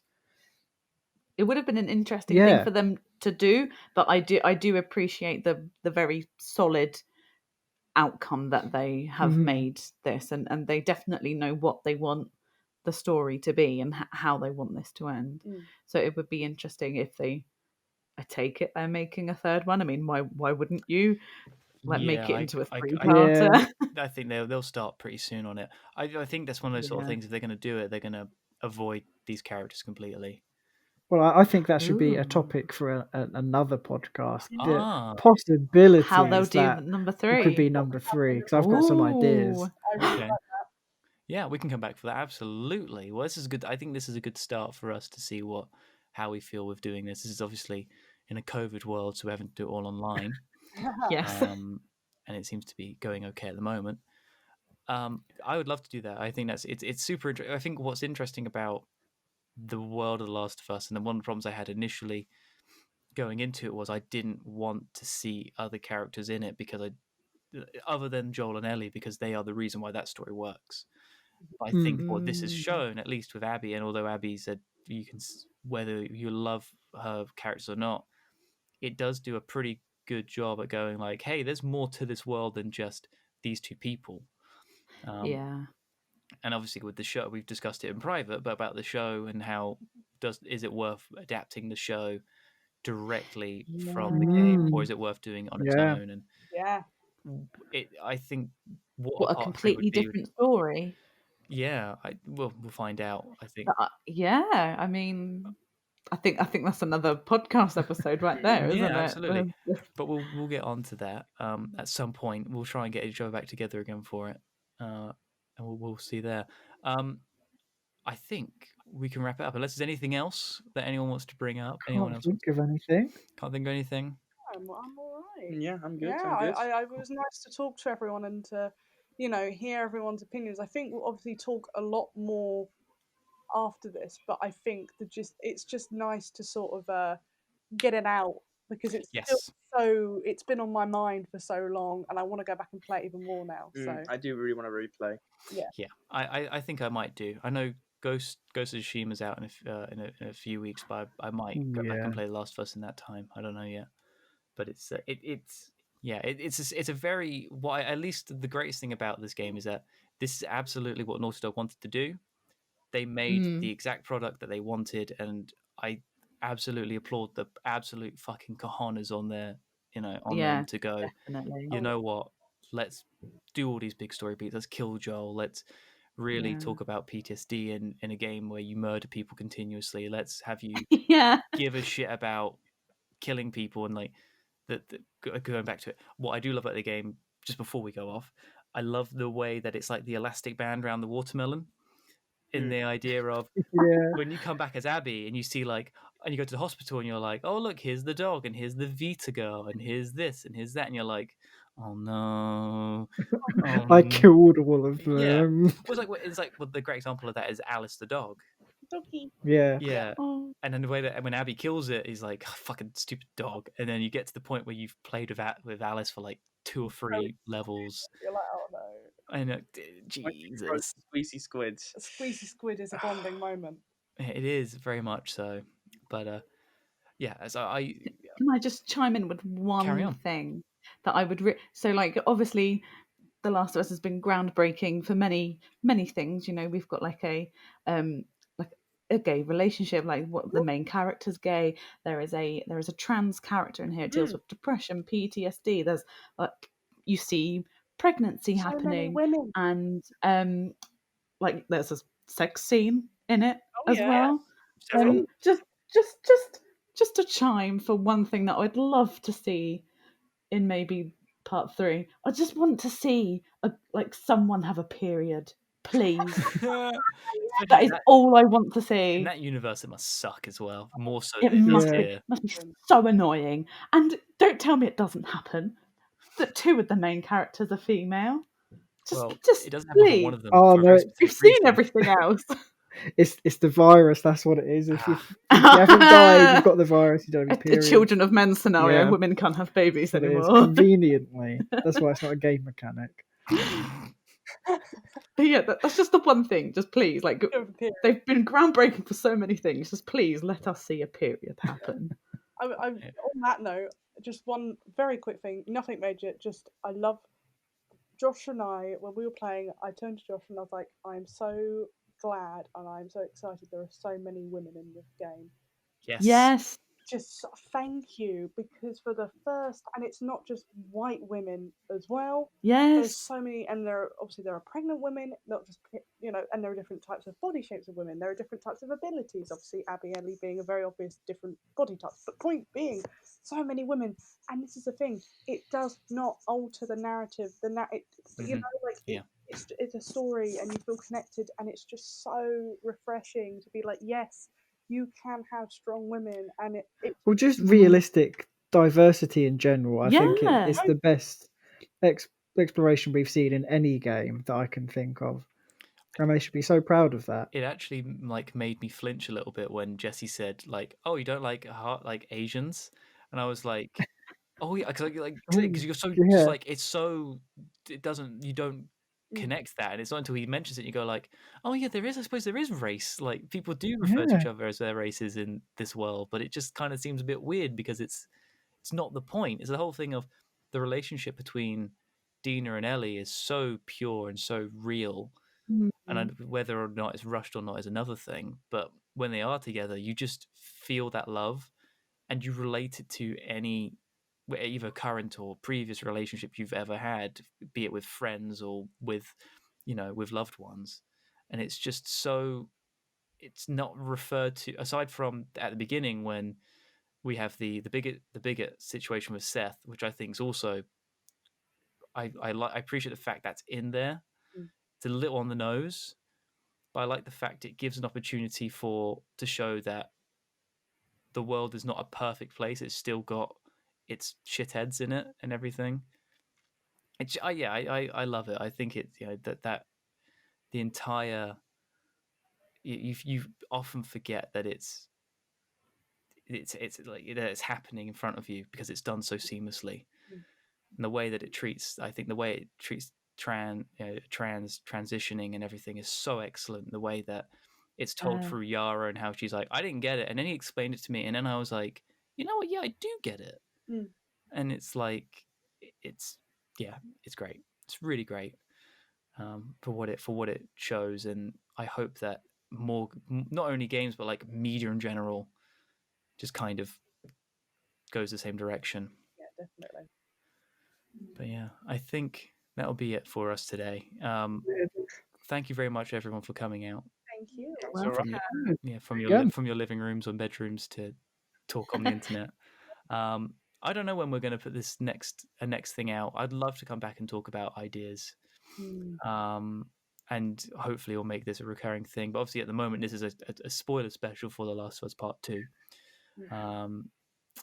Please share if we put it out anywhere. But please like, subscribe, and like to think Brute and Bacillus. We'll have a Patreon in the description at some point, I'm sure. Guys. We're also definitely sponsored by people. No, we're not. Just in case. No, we're not. We're not sponsored by anybody. Hello Fresh or absolutely. We'll do an H3 thing where it's like 5 minutes long. Harry Shaver Club. Dollar Shavers Club. Dollar Shave Club. NordVPN. NordVPN. Got to explain a VPN. But yes, so we will sort this out anyway. Thanks very much, guys, and we'll see you soon. Bye. Grab that gem, you guys. See you next week.